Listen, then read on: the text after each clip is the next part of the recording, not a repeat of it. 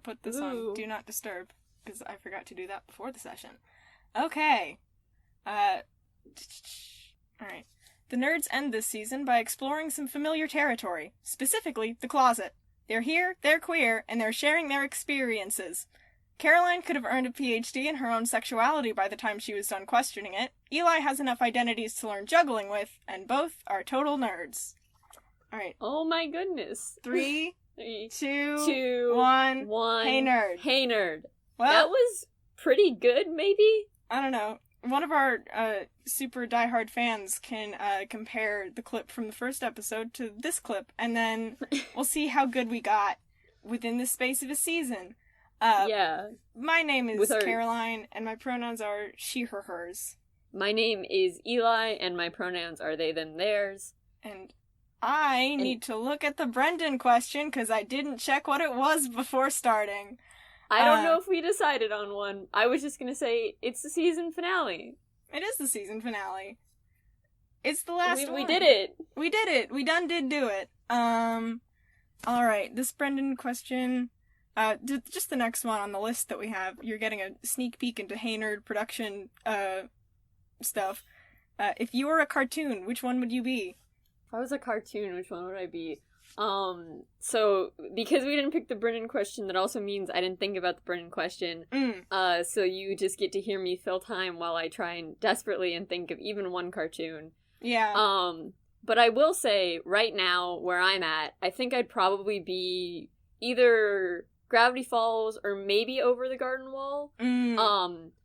So the Gravity Falls is because Gravity Falls, while it's not a super lore-heavy show, they definitely, like, did a lot of lore and, like, a lot of thinking about lore, and specifically thinking about monster lore, which, as Caroline knows, I've been doing a lot, for a D&D character I'm creating. Yep. For our good friend, well, my good friend, and hopefully the good friend of everyone who's listening.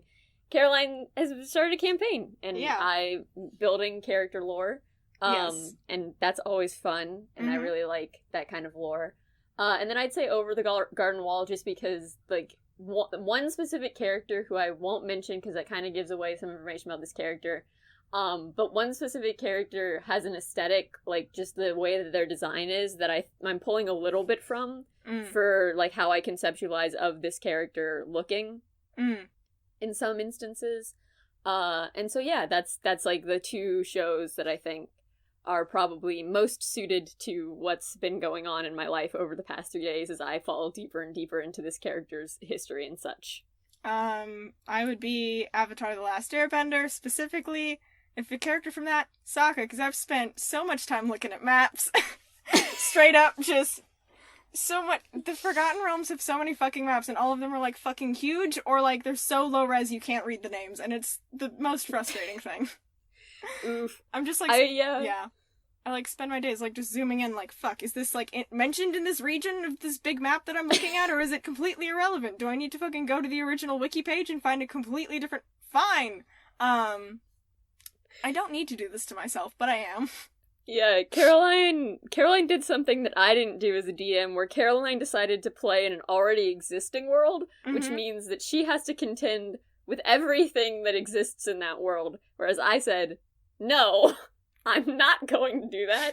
It's just gonna be straight up Houston with, like, a little bit of sprinkling of magic for flavor. Yeah, just a little magic for seasoning. There we go. Yeah.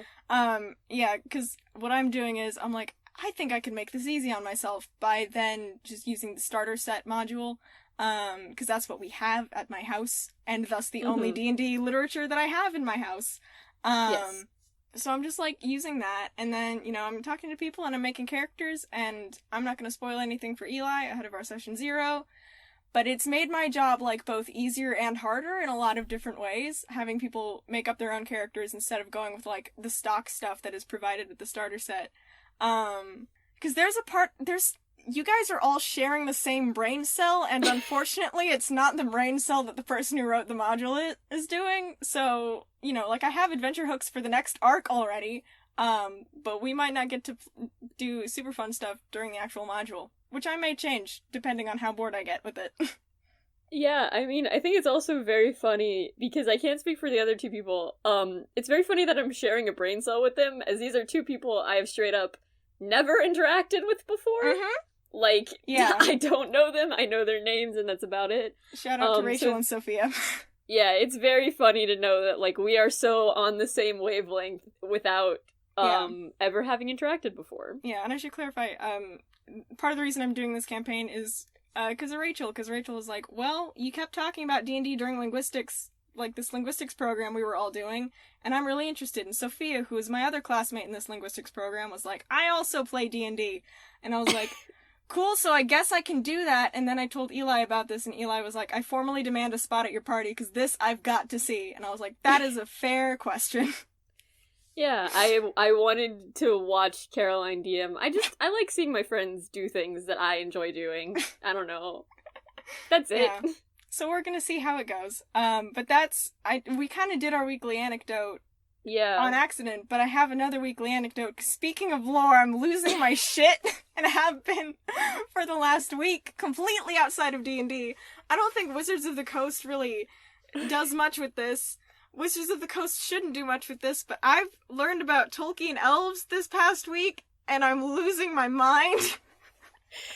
Caroline's been texting me. I will let you explain the lore, but I just want everyone to know Caroline's been texting me information as she uncovers it, so I'll get, like, a text in the middle of the day about what sex means to elves, and it's, like, wild. It's completely... Yeah, no, Go. like...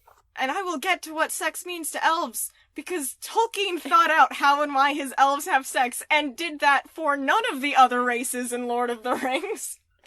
Because Tolkien was Catholic, and his favorite race to write was the elves, and it fucking shows.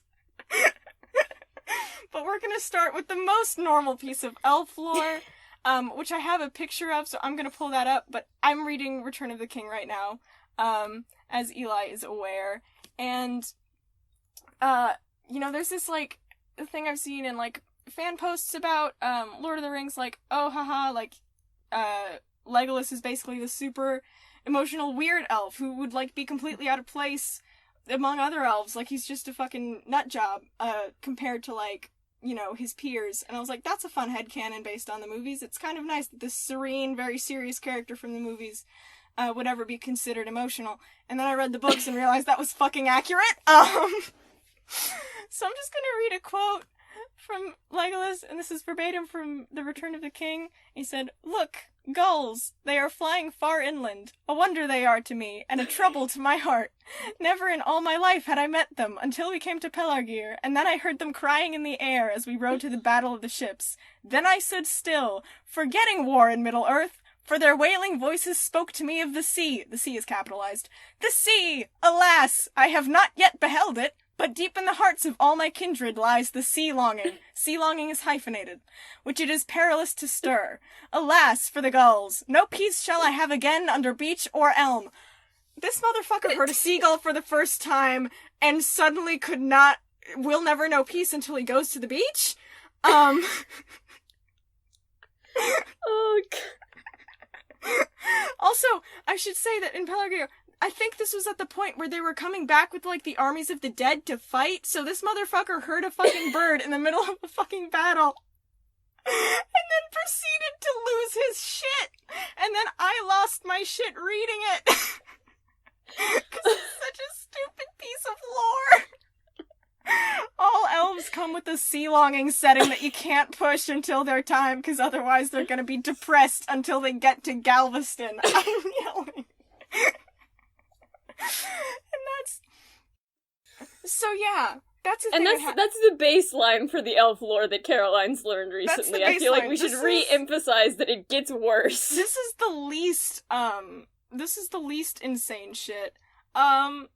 So, like I said, Tolkien really put thought into world building, how and why the elves have sex, and I want the listeners to know, I did not seek this out on my own. I did not go looking for how elves have sex. I was not expecting to encounter it. Quite frankly, I didn't know it existed. So, like, again, Return of the King, I'm looking at the appendices, which is about a third of the book, by the way. That's... Yeah, that makes sense. Yeah. So I'm looking through the appendices, just, like, kind of skipping ahead, like, oh, what does happen after, you know, Frodo does the thing? And I looked at some timelines and birth dates, and Arwen is 2,700 years older than Aragorn, who is himself about 80 years old when we meet him in Return of the King, which is wild. They're also technically cousins. But again... Of course they are. Yeah. Well, there's 2,700 years between them, but yeah, Aragorn is like a 15th generation descendant of Elrond's brother. It's a whole thing.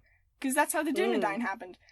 And I was like, well, is this a weird age difference for Lord of the Rings? I don't know how elves age, so I looked up just elves, found a Tolkien fan wiki, which I basically consider to be a peer-reviewed journal based on how Tolkien fans comport themselves. And just how Tolkien worked. And, you know, I found what I was looking for. I couldn't find any specific, like, elf years to human years diagram, so I really don't know if it's okay for Arwen and Aragorn to be together. I assume so. It's probably fine. But what I did find was, like, life cycles of elves, and, like, their marriage ceremonies, and what have you. So... like, elves marry young, and they stay married until the end of time, basically. Because, again, Tolkien was Catholic, and it was like, well, if you're immortal, then your marriage needs to be immortal. And, like, okay, fine. Seems a little bit sus, but fine. I'm not sure if picking Seems someone extreme. when you're... Like, also, 20-year-old elves look like 7-year-olds, but have the mental capacity of a 20-year-old, which is so wild to me. Like, imagine getting fucking trounced on a discussion of foreign policy by a fucking second grader. Like, that's what the elves are like. Again, not the wildest shit. So yeah, they get married young, they have, like, this whole thing about, you know, how to get engaged, and so there's, like, an exchange of engagement rings, and then there's, like, an elven wedding ceremony, and I was reading through this elven wedding ceremony thing, like, seems legit. And they were like, it's considered really rude not to do it, but technically the, like, you know, ceremony where the two houses come together is not necessary, because the only thing you need to do to get married if you're an elf is have sex. It's not like signing a wedding license. It's not going down to the courthouse to get it legally. Nope, it's just doing the do. And there's a note that I can't tell if it was Tolkien's sense of humor or the fact that I am just a teenager with that sense of humor. But one of the parts, there's like a little bit of a ritual that you have to do before getting to the sex. Apparently, it's not just like the consummation of the marriage. There's also some stuff you have to say, including the name of an elven god. And I just read that and was like, I bet you that if it's just saying the name of a god and having sex, I bet you that, like, multiple times this has happened concurrently for elven marriages. So that's a rough time. I mean, the Catholic really does show in the idea of, like, you straight up can't have premarital sex. It's like, if you have sex, you are married. And, like... forever. Yeah. So, there is no premarital sex. You really can't cheat on your fiancé. Which is, again, wild. But, like, kind of building off of the way they get married is by having sex. So, you might be thinking... well, it's kind of weird that, like, an act that is ultimately quite private is suddenly, like, you know, this affirmation of what is typically a very public-facing relationship, like a public-facing relationship status change.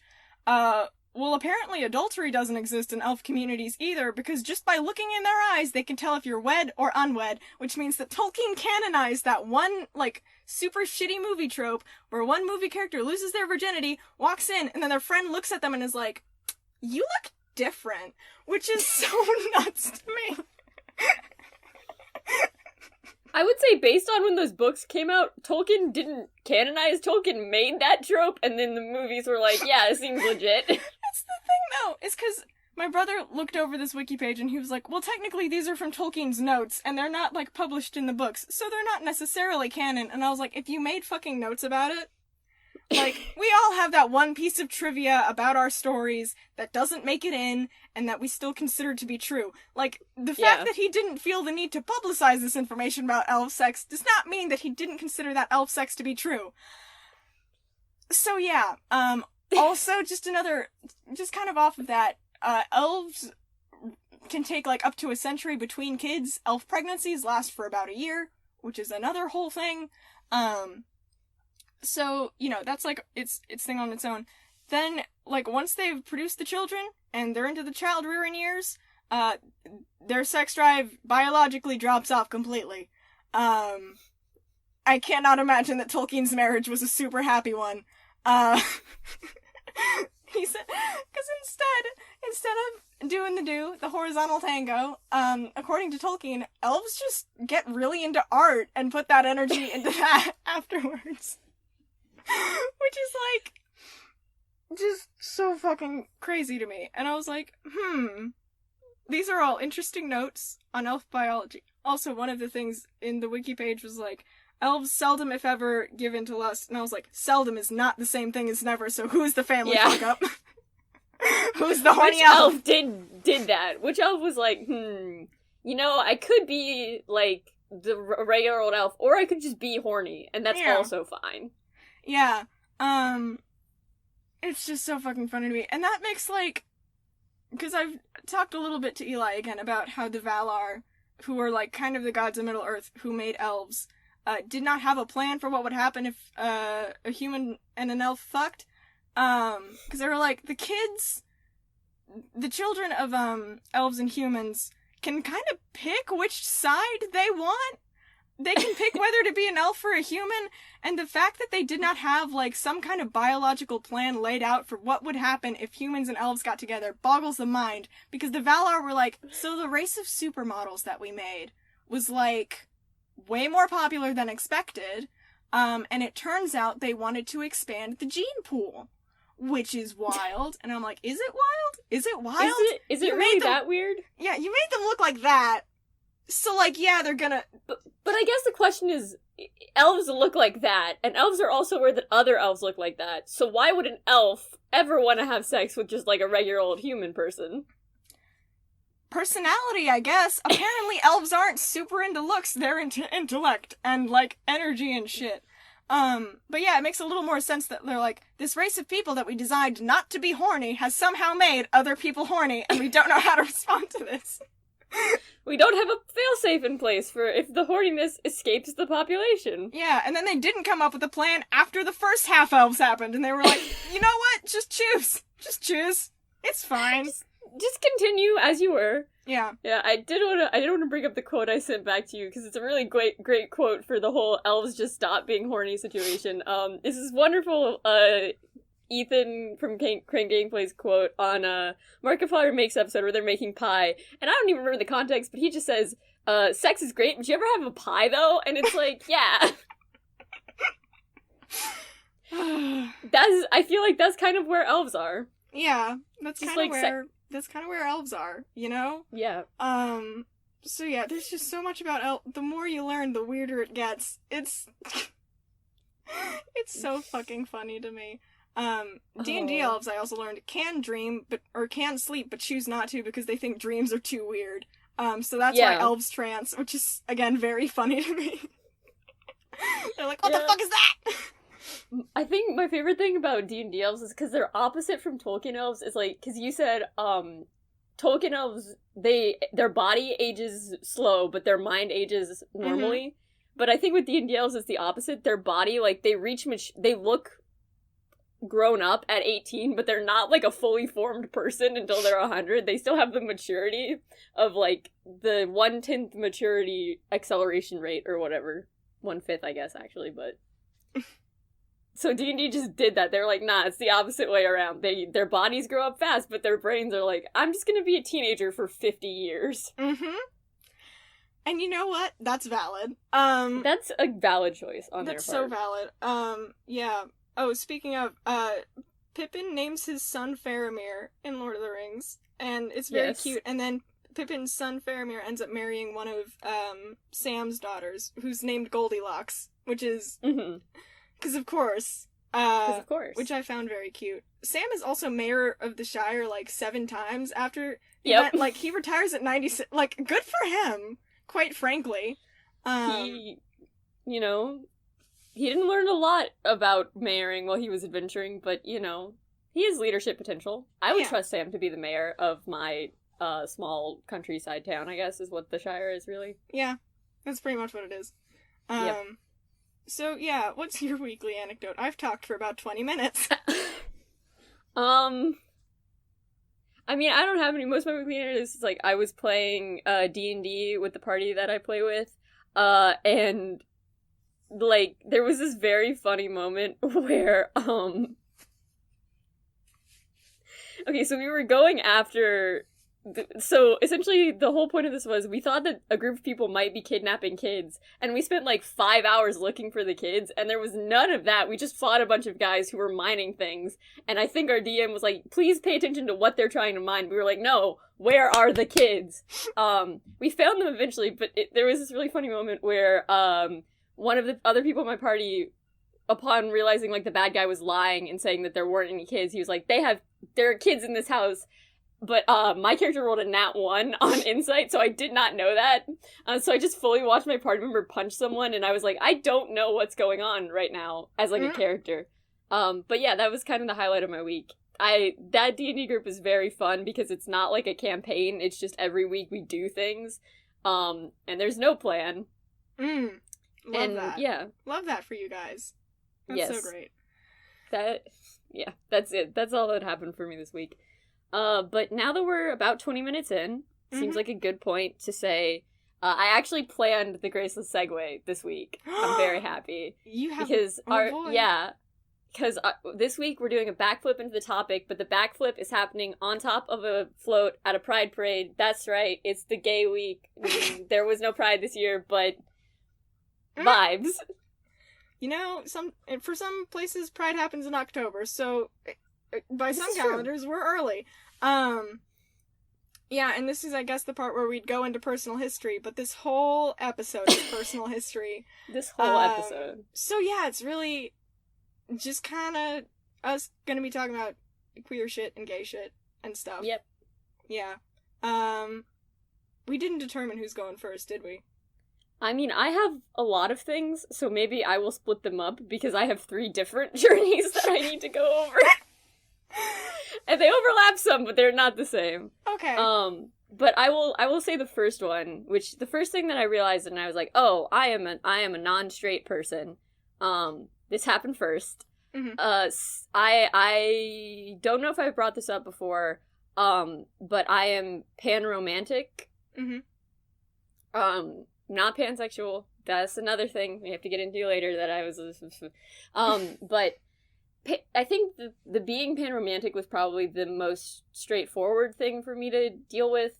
Not to say that it wasn't, like, a thing where I was, you know, like, there's still some nerves with that, but it was, I think the first time I remember having a crush on a girl, was when I was in, like, the 2nd grade, and it was on someone who I then had a really unrelated massive falling out with, and I don't speak to anymore, but, it was just, like, I had, in, like, not, like, a way where it's, like, oh, romance, but in, like, the way where you are young and you experience, like, a crush on someone, mm-hmm. or, like, knowledge that, like, in the very young understanding of what romance means, you feel those feelings for someone, and you're not, like, a fully formed person, so you don't really feel them, I think, in the same way that I feel them now.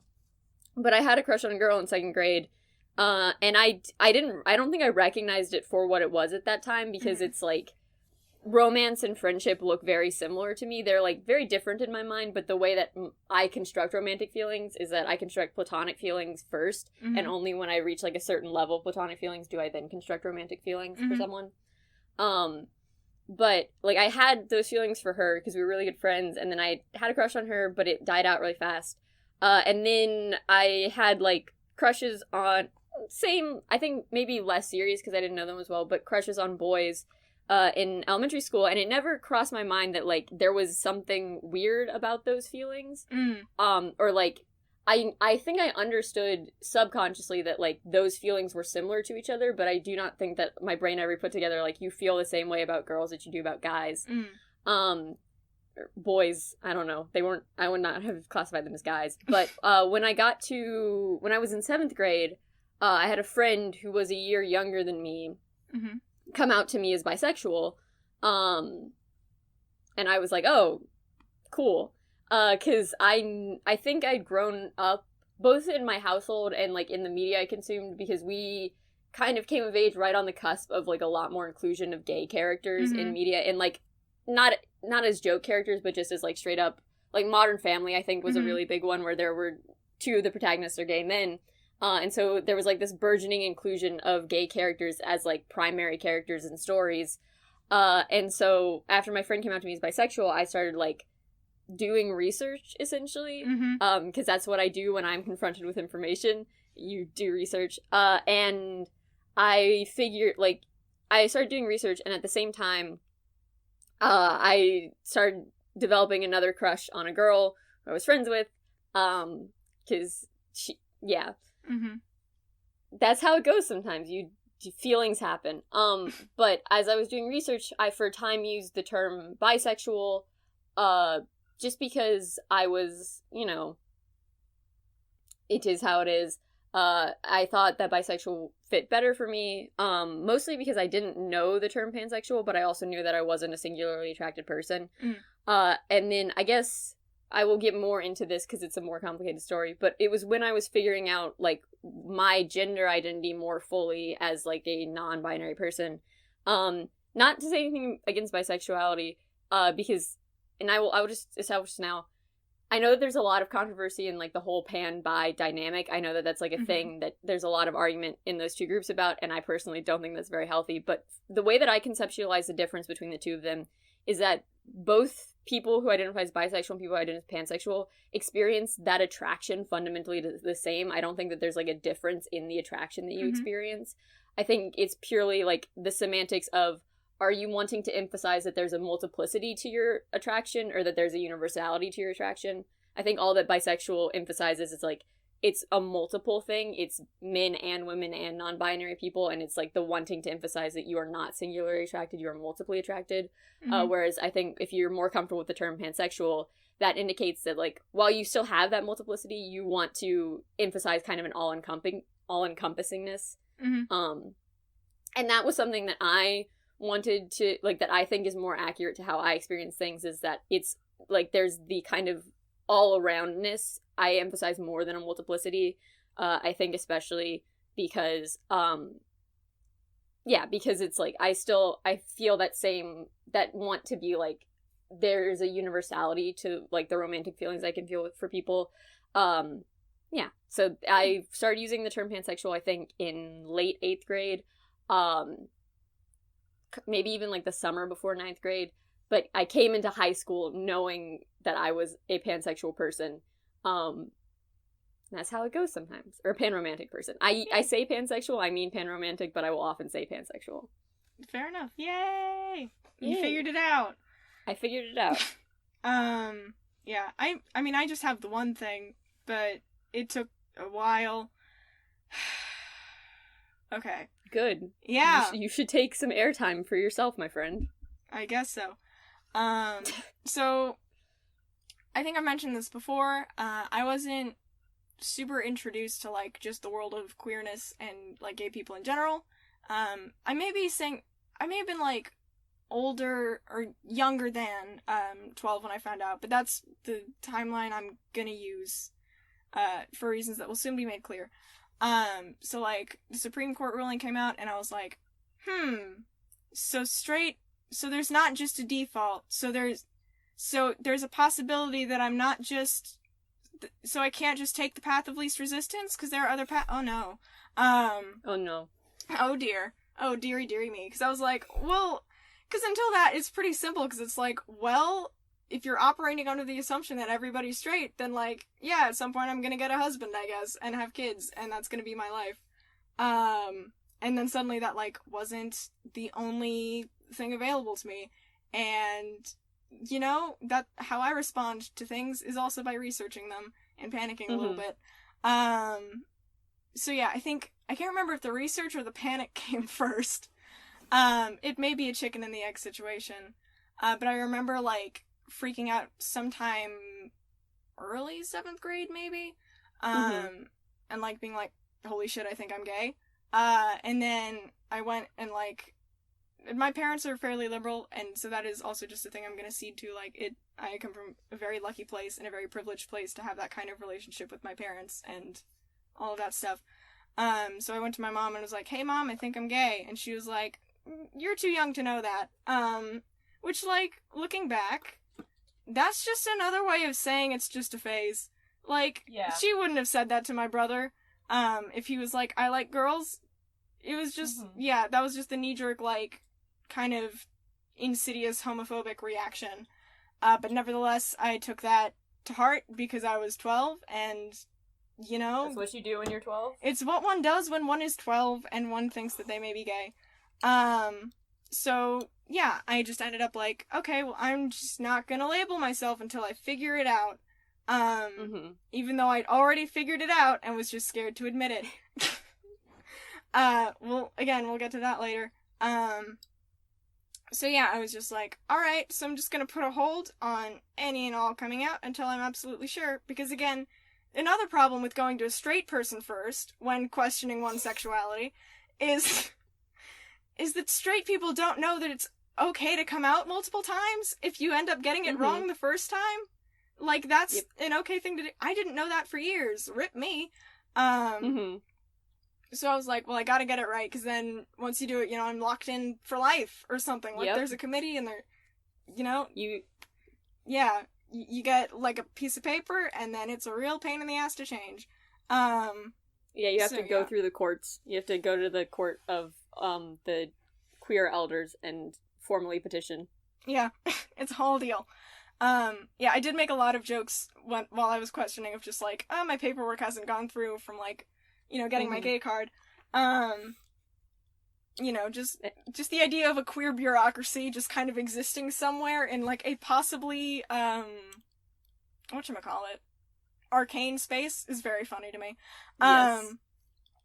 So yeah, at first I think I used the term bi-curious, and then someone pointed out to me that the term questioning was probably a better fit, and I was like, you are right, it is a better fit.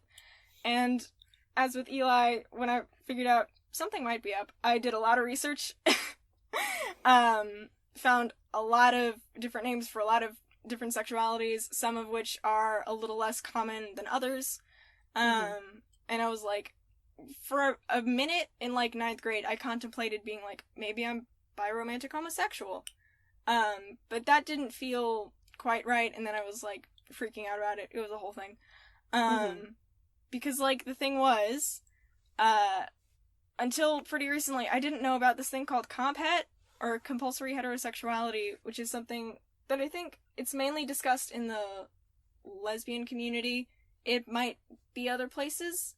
I think I've heard it mostly from the lesbian community, as in, like, because of the patriarchy, there's this, like, assumed thing that all women must essentially must inevitably be attracted to men.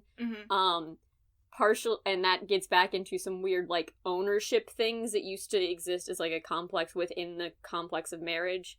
And, like, the fact that for a long time women's worth was essentially measured by how their husband is. I think that it is definitely, like, more common to hear about within lesbian circles. I say as someone who sits directly outside lesbian circles, I'm not in any of them, but I hear about it mostly from, like, lesbians in the community. But I also know that it exists for gay men, and I think that it exists for a lot of, like, bisexual and pansexual people don't experience it to the same extent, but I think, like, it's also an idea that exists within those spaces. I just think it's, like, the people who, I think historically, or maybe the people who experience it the most are, like, lesbian women. Right, because there's this, like, pressure to be attracted to men, etc., etc. Fuck the patriarchy. So, yeah, what was kind of tripping me up at the time was, like, basically, my little brain couldn't distinguish between, or was not taught to distinguish between, like, feelings of general positivity versus actual attraction to male characters. So I was like analyzing basically every feeling I ever had towards anyone ever. It was like a very analytical period of my life that it wasn't super fun. Because I was like, is this what a crush feels like? Is this what attraction feels like? Oh no, like what is going on? Because like and I've talked about it a little bit before in kind of a jokey way, but seriously, like the fucking amount of times that like outfit envy was mistaken for genuine attraction was like not okay on my part. It was just, it happened multiple times. Like every single time I saw a guy in a suit, I was like, must be a crush, right? No, I just wanted to wear a suit. It's just the aesthetic. The aesthetic was just calling to you. It was just fashion goals is what it was. God, I had like some kind of story in between here and there. It'll come back to me. So yeah, it was just kind of this doesn't have to be linear. Yeah, it doesn't have to be linear. This progress was also just generally not linear. So yeah, got through middle school, and like middle school it's fine to not really date at all. It's like I knew of people who were dating, but as far as I could tell, it was like 6th graders get to middle school, and then I think that's when a lot of parents allow their children to date, and so it's like everyone gets in a relationship, and everyone breaks up. At least from what I could see of my very limited middle school experience, what with being homeschooled until 7th grade. So like, you know, that was going on. I found myself in a very queer friend group in middle school, so I was like, this is interesting, but it could also mean nothing, but who knows? And yeah, just kind of, I remembered the anecdote. So it was like 8th grade, and there's this thing, like, big 8th grade graduation dance. And my mom, like, it was a few weeks before or something, and my mom was basically in the car like, yeah, what are you gonna do if someone asks you to dance? And I was like, probably politely decline, because I don't like being put on the spot in front of people.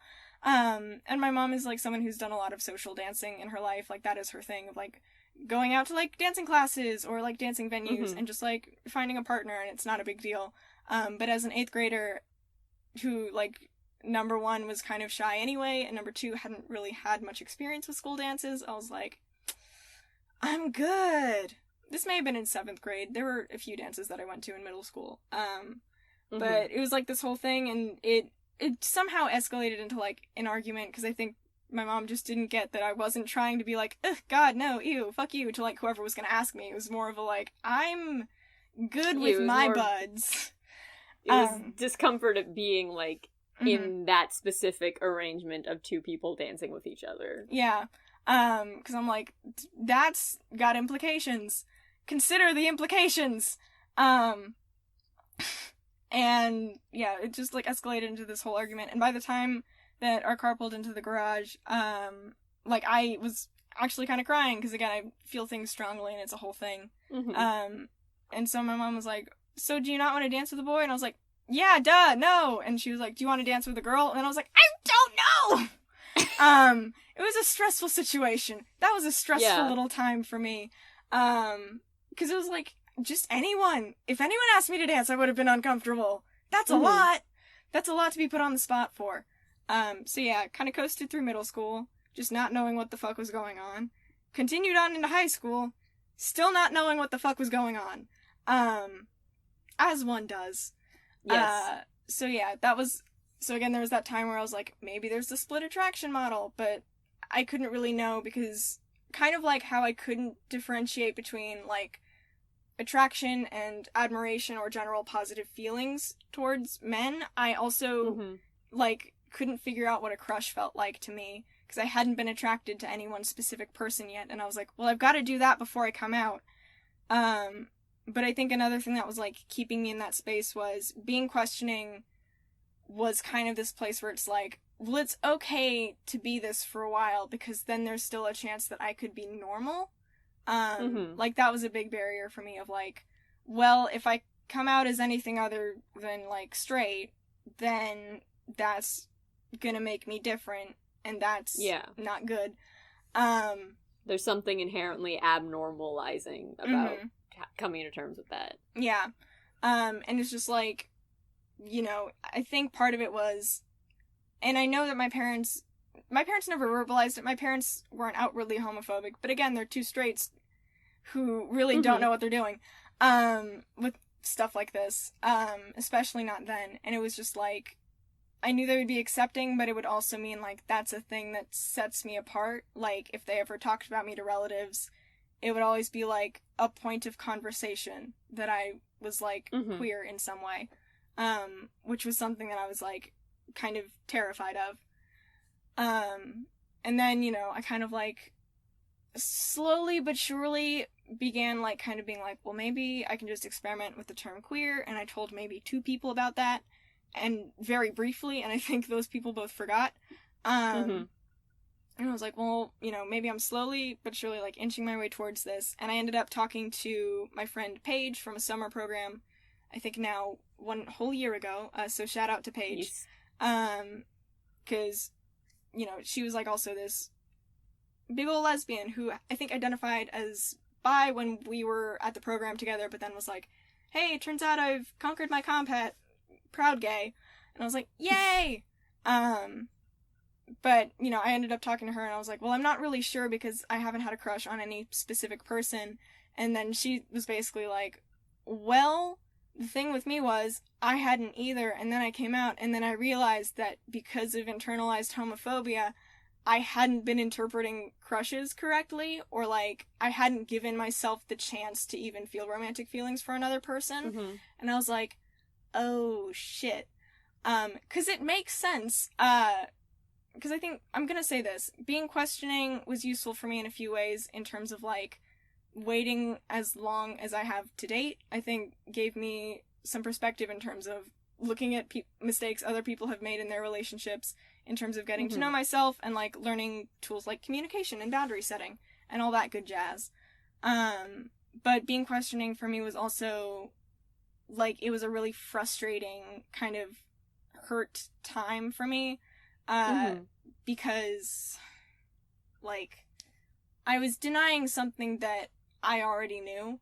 Like I treated it as not knowing what was going on, but I think deep down I did know what was going on, and I felt pressure to hide that. Because like it's one thing to genuinely not be sure, it's another thing to like be pretty sure but be terrified to accept that. So again, like that conversation with Paige helped a lot, and so again, bit by bit, I just kind of like I looked into compet more, you know. I kind of started looking at like lesbian coming out stories, and like, yeah, women being attracted to women feels like it hits different than like necessarily being attracted to men, or how men are attracted to people, and all this different stuff. And you know, some of it resonated. And then eventually I just kind of like started figuring out like, if a guy made a romantic gesture towards me, would I accept it? Like if a guy, you know, kind of using an example from all those years ago, like today, right now, if I were at a school dance and a guy asked me to dance, would I say yes? And my answer was, I would say yes in the terms of like, hell yeah, buddy, like let's fucking salsa, let's do it. Like I would friend zone a hypothetical person in an imaginary situation. And I was like, what if a girl asked me to dance? And I was like, I would get nervous. So I was like, oh, there's my answer. And again, it took me a minute to kind of realize that, because I think like, you know, the feelings that I felt when like there's a romantic scene on TV and it's a straight couple were also very confusing. And then I realized like, oh no, it's not because there's a dude involved. It's because either, number one, the female partner is who I'm interested in, or 2, it's just a generally romantic thing to do, and I think that's nice. So like kind of getting through to that, and it was like winter break this past school year. Jesus Christ, time isn't real anymore. Yes. I just kind of like was awake, and I was about to go like, we were about to go down to the DMV to get our learner's permit that day. And it was like 3 a.m. and I was like, well, I'm awake, I might as well figure this shit out once and for all. And then I was able to basically, I didn't even say it out loud, but just in my head I was able to say like, I'm a lesbian, and it felt true. And like, I don't know how to explain it, but it just felt true, like from like within my chest. Like there wasn't sudden rightness. There wasn't like a fear there. There wasn't like a sense of denial. It was just like, okay, so this is true. And like when I started coming out, that was kind of what I held on to, of like, even if I say it out loud and it feels weird, when I say it to myself, it feels right. So we're gonna keep going with that instead of the knee-jerk, like, oh shit, this means I'm different reaction. So yeah, I came out to myself. And then I finished reading The Hobbit by like 5 a.m., so it was a productive morning. And like, kind of as I came out, you know, at like 3 a.m., I just texted Paige and like, hey, I was able to say it, so thanks for the help. So again, shout out to Paige for being the first person I ever came out to. And yeah, then that, I think, very week, I ended up coming out to you, Eli, in the story that we've briefly told. Yeah, I think it was like, because I remember, I think it was the day after it happened, because you were like, last night at 3 a.m., it was like the day after you got your learner's permits, you're like, yesterday at 3 a.m. this happened, and I was like, not really processing, because I was also trying to type something out, but I was like, oh, cool. Yeah. But yeah, yes, that was very cool. Yeah, and I guess I can get into more of like the specific coming out process after your next thing, so we can kind of alternate on this a little bit. Yeah. So my next one, I'm actually, because I feel like the trans one's going to be really long, because there's like a lot of, once I start talking about it, the more I'm like, oh shit, this is also a trans thing, and so that's probably going to be a very long, very wordy one. But I will say, because I got to have a romantic identity crisis, and then I got to have a sexual identity crisis, and I think this one is maybe the most, like, I don't think I ever experienced comp het, but I definitely experienced compulsive, like, I'm compulsive, the need that I will feel sexual attraction one day, just in general. Because I remember, I don't even know, like, when I first understood the idea of sex as, like, a thing. I don't know if it was before this happened or after it happened. But I remember when I was 8 years old, in a conversation that I won't get into the details of because a lot of them aren't my personal details, I had a very important adult figure in my life essentially explain to me not only what sex was, like what it actually meant in this sense of people have sexual organs, they have intercourse, etc. that thing. Yeah. But also that, like, a person who was a major figure in my life and was kind of, like, the primary role model or the person that I looked up to the most at that point, I had, like, it explained to me, this person is having sex on a regular basis. It's something that you do in a relationship. Yeah, I was 8 years old. I was not prepared for that conversation. But I think when that happened, I internalized it as, like, this is the person who, when I look most deeply, like, at myself and at my life goals and at where I want to go in life, this is the person that I want to be like. This is kind of, like, the end goal, the success story. And so I internalized with that the idea, like, part of the success story, part of growing up and becoming an adult and becoming, like, a person who is as admirable as this person is having sex. Like, that's straight up a thing that you have to do as an adult. And so I internalized that as, like, no matter how I feel about it, I'm going to experience sexual attraction one day and I'm going to want to have sex. And I, like, that's just the way the world works. So that happened when I was 8. And it receded into the back of my memory. And it was, like, all this happened subconsciously. I wasn't, like, actively making the decision at 8 years old, I'm going to have sex one day. But, like, subconsciously, as I started having, like, you know, like, the school lessons you have about puberty and all that, all of it was, like, yeah, sex. It's a thing and it's going to happen to me. I think it was also, this is important to point out, a way that I thought about it and, like, something that should have immediately been a sign, like, you are not a person who's actually interested in sex, is that I always thought of sex and sexual interactions as, like, something that happened to me or was going to happen to me, not something I was going to do. So it wasn't, like, as much as I'm saying, like, I was going to have sex, it was always, like, someone will have sex with me and I will be there and I will be experiencing it. But like, even when I was still very much in the idea of, like, I have to have sex one day, I was still thinking of it as, like, I was not going to be an active participant, almost. I would be, like, passively involved. And that happened, and then I remember, like, as a further way that I justified to myself that, like, I couldn't be...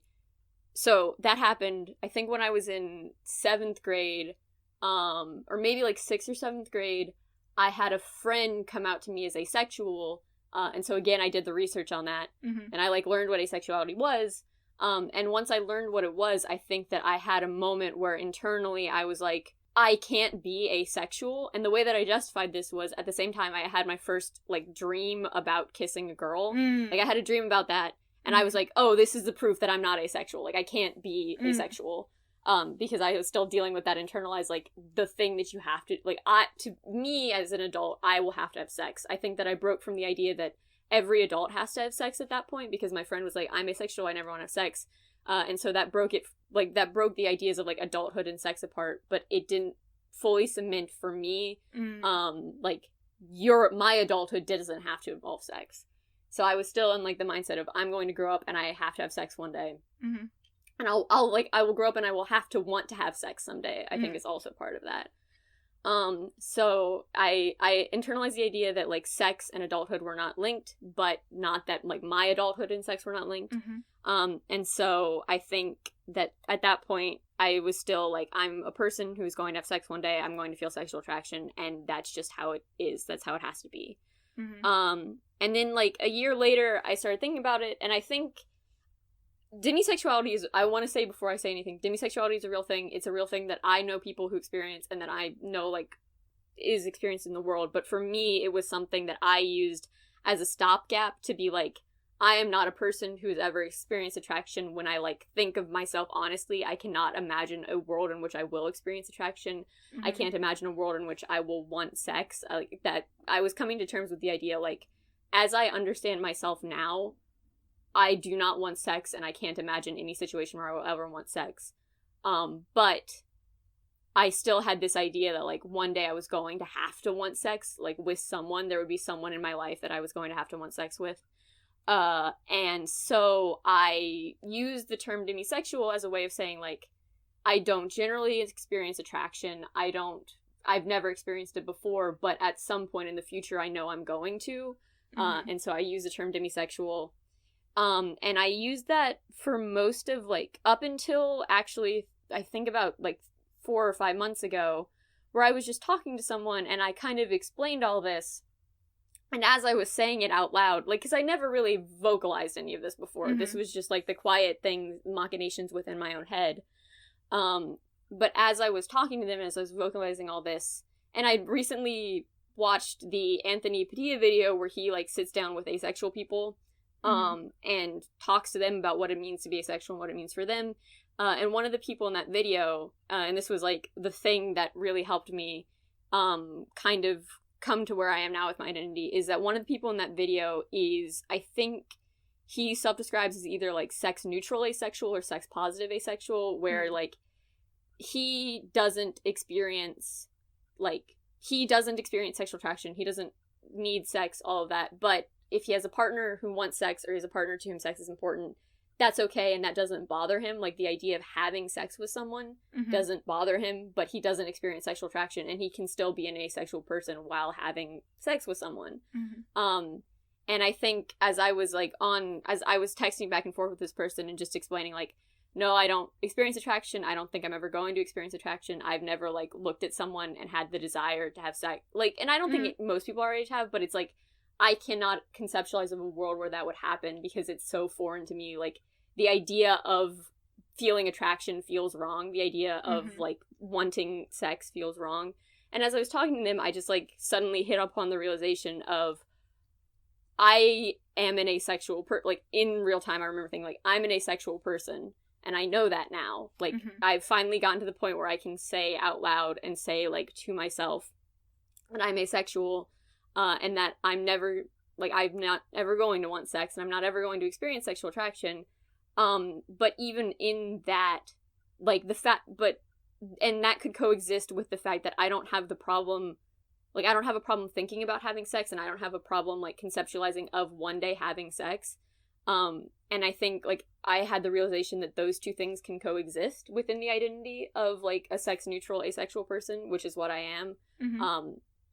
I will never seek out sex, and I won't ever feel sexual attraction, but if I have a romantic partner one day and sex is important to them, those two things can exist in my head, and that was a really freeing moment of, like, this really, like, a 9-year-long time of repression and just actively avoiding thinking about, like, what it meant for me to be asexual, ended, and I was like, I suddenly don't have to worry about that anymore. I don't have to carry around this, like, heavy burden of thinking that I was one day going to have to feel things that were completely foreign to me. Mm-hmm. And once that I, like, got past that block in my head, it was really nice to just be free of that and to be able to, you know, go through life with this better understanding of myself. So, yay! Yeah, that's my story. That's Ooh. the asexual narrative. Yeah. That was harder to talk about than I thought it was going to be. Yeah, this is like, I kind of went and was like, yeah, queer shit, now I'm in it, and I'm like, this is more difficult than expected! It's peeling back all the layers of repression. Yeah. All at once. It's the internalized queer phobia. Yeah. Speaking of which, I'll talk about my kind of coming out process as I understand it. As Gray aptly pointed out last week, I am recording in a closet. That is where I record. Yes. Make the jokes that you feel you need to make. I'm not going... It's... Yeah. It is what it is. It is what it is. So yeah. Kind of like I said... So first person I ever came out to was my friend Paige over Skype text. Then I came out to Eli as we were working on watching the Dragon Prince after designing a D&D character. Yes. You know, a while ago. And then from then on it was just a matter of like figuring out how to come out to people in groups. And again, back to the internalized homophobia that I mentioned earlier of like knee-jerk, like, the second you say it, it's real, and it shouldn't be real, so you're not actually, what if you're just really confused? All that stuff of, like, this voice in my head being like, no, you're wrong, you're just really confused, or, like, you know, what if you end up, you know, just what if you end up being wrong, basically, and you just end up being like, a straight person who hasn't found the right guy yet, unlikely, Yeah, I mean, I get that. That's a thing that yeah. is damaging and not fun. But yeah. Continue. Just haven't found the right person yet. No, I'm probably not going to. I'd be very surprised. If the right person has not presented themselves by this point, not gonna happen. So yeah, it was just this, like, the way I kind of dealt with that, and, like, there was this need that I felt to come out to people, at school, I think especially, just because, like, school friends are the ones who are, like, again, it's just a big old queer friend group, like, just everyone in the acronym, pretty much.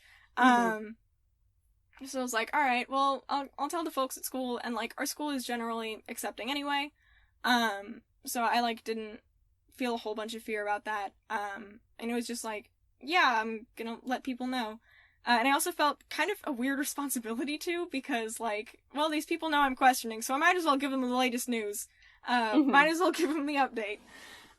Send them the newsletter with the new terms of service. That would have been less awkward than what I did, honestly. So the way I did it was, I think when groups were there, I think the exact phrasing I used was, yo soy lesbian, and then that was how I came out to people, which is like... It's, yeah. Sometimes you just gotta come out in another language. Yeah, that's not even... The word for lesbian in Spanish, by the way, is lesbiana. Which makes sense, because that's, you know, the feminine ending for a feminine noun. So yeah, that's kind of how I did that. So it was just, like, finding groups of people at certain times and being like, by the way, I'm gay. Just thought you guys should know. And there was almost, like, this force behind it, like, I felt like I needed to come out as fast as possible for some reason. I think because I'd spent 5 years, basically, you know, like, denying this part of myself, repressing this part of myself, like, I described being questioning, not necessarily as being in a closet, but, like, being in a waiting room, and it was like, well, finally I'm out of this waiting room, so, like, let's fucking go to this appointment, or whatever. I didn't think through the metaphor a whole bunch, but, you know, it was there. So I was like, you were in an ER waiting room and you were just like, I gotta...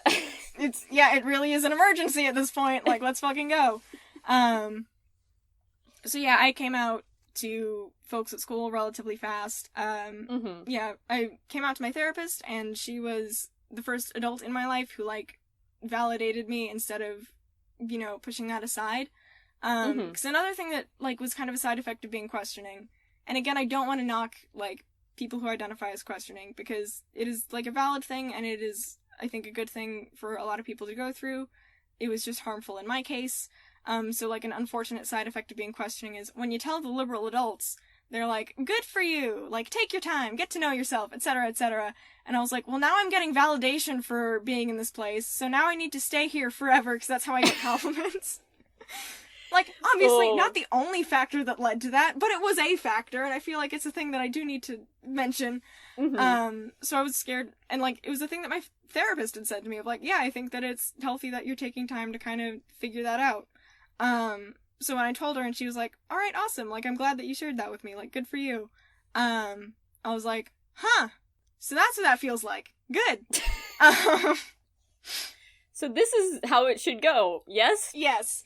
So that's my benchmark now, which is great. And like I said before, I have a good relationship with my parents, and they're fairly accepting people. So I wasn't, like, scared of, like, I was scared to come out to them still, but I wasn't scared of, like, getting kicked out or, like, being told that, like, that's wrong or whatever. It was more this fear of, like, I don't know, either, I think with my mom, that was kind of that holdover of that experience from 5 years ago of, like, you can't be sure yet, or, like, I think more in the case of my dad, of just, like, oh, this is different and this changes something. Because another thing in my family is we don't discuss sexuality point blank period, straight or otherwise. Parents gave me books on puberty and shit when I was going through it, and they were like, alright, you got any questions, you can go through it. And they're informative books. It was just, like, we never had a conversation about it. And that kind of stuff, like, is generally looked down on. Like, my family is definitely one that's, like, kind of, this makes us sound like a fucking aristocratic family from the 1900s, but, like, prides itself on decorum, I guess. In terms of, like, the way my humor operates, for example. Like, I'll curse like a sailor, but I don't typically use, like, toilet humor or stuff like that, or, like, that kind of thing. So that's just an awkward conversation to have to begin with, because I don't think I would have discussed it if I was straight with my parents, quite frankly. So it was, like, a code of silence. Yeah, it was just, you know, this awkwardness around sexuality on top of the fear of my particular sexuality. But nonetheless, I did come out to my parents. Let's see, I got back to school, came out to everyone at school as fast as I could. And then, I think, like, within the next 2 weeks, I came out to my parents sequentially. I planned it out. Which... I remember this. I did plan it out. So, I was basically like, when can I get my parents alone to tell them individually, and, like, what's the point where, it isn't a thing where we have to stop and sit down and have a conversation about it, basically, where I can just, like, inform and then leave. So I was like, alright, probably shouldn't be while they're driving. Because we at the same time in AP Lang, we were reading this book called Brother, I'm Dying, and I was like, wow, it must take a lot of skill to listen to bad news, or, not bad news, but surprising news while driving, because then you could lose control of the wheel, and I was like, don't want that to happen. We may have read that bit after I came out, but it depends. I think we read it right at the beginning of the semester. So maybe. Who knows? Seems right. Seems about right. So I was like, alright, not when they're driving, cool, but I will do it when they are getting into or out of a car, because that's also, like, just super cash, you know? Just super casual. So I came out to my dad first, and I was wearing...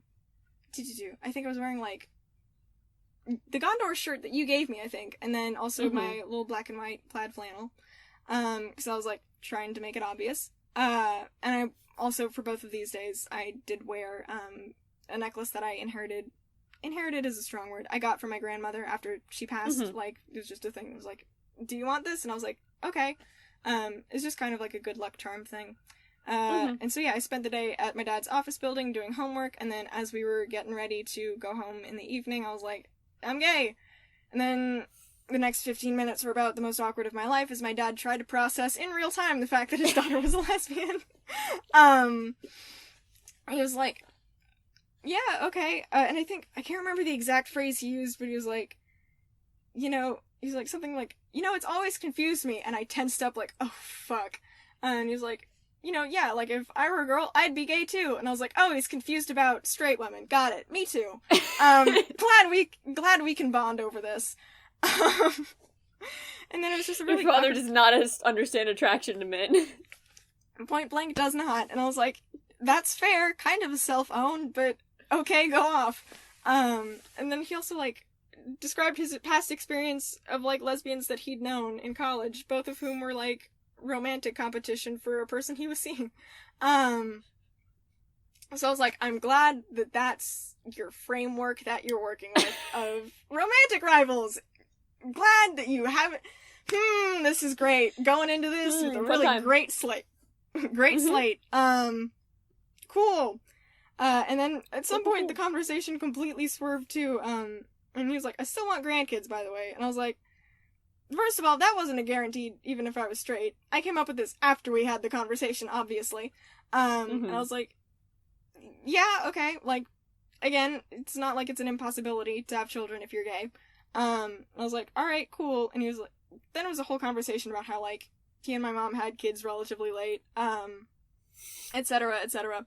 So yeah, again, like, that fun application of double standards of, like, just to be clear, I still expect you to reproduce. Which is, like, a whole other thing, by the way, about being lesbian, because a big part of, like, I think part of the block for me for realizing was, like, just seeing, like, lesbian parents or lesbian moms, like, in media was just not a thing that I had. Yeah.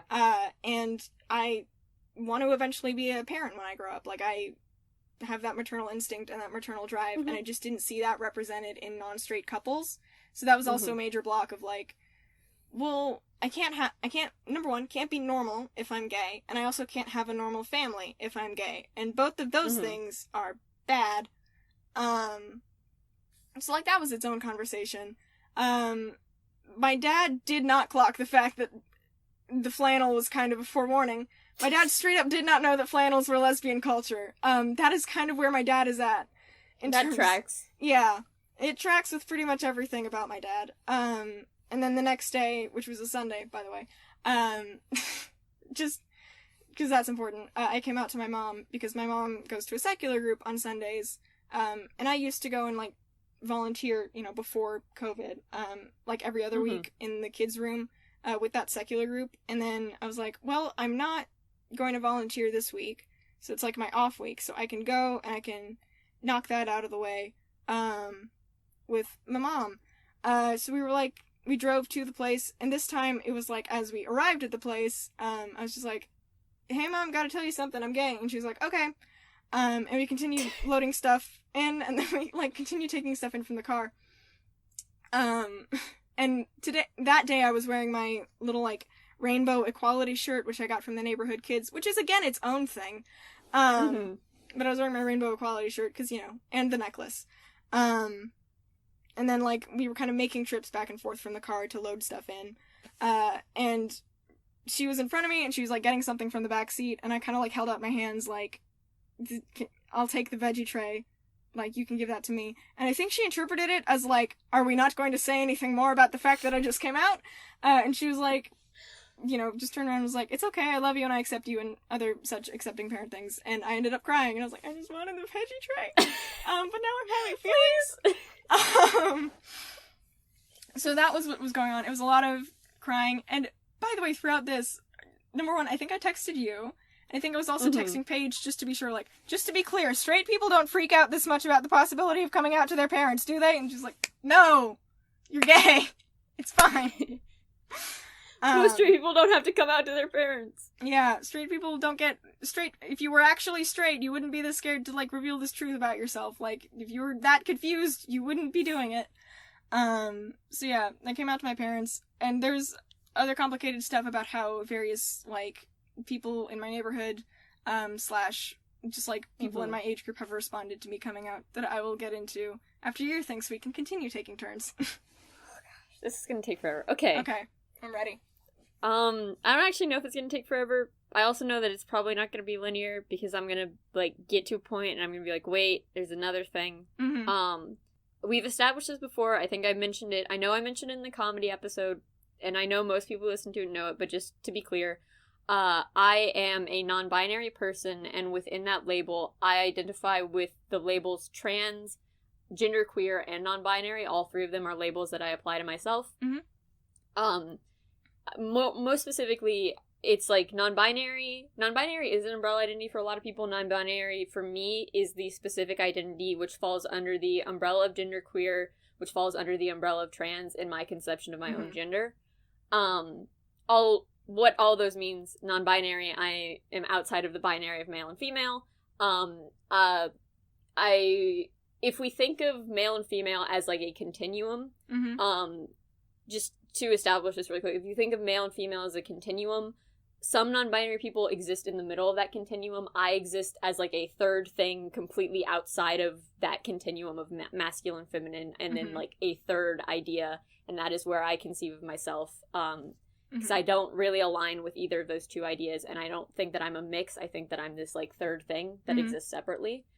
Genderqueer, I've just taken that to mean people who, it's like the same idea as non-binary, but it's more specifically just people who exist outside of the ideas of male and female, and that can be for like gender fluid people who maybe wouldn't identify as non-binary if they still align themselves with that like binary ideation.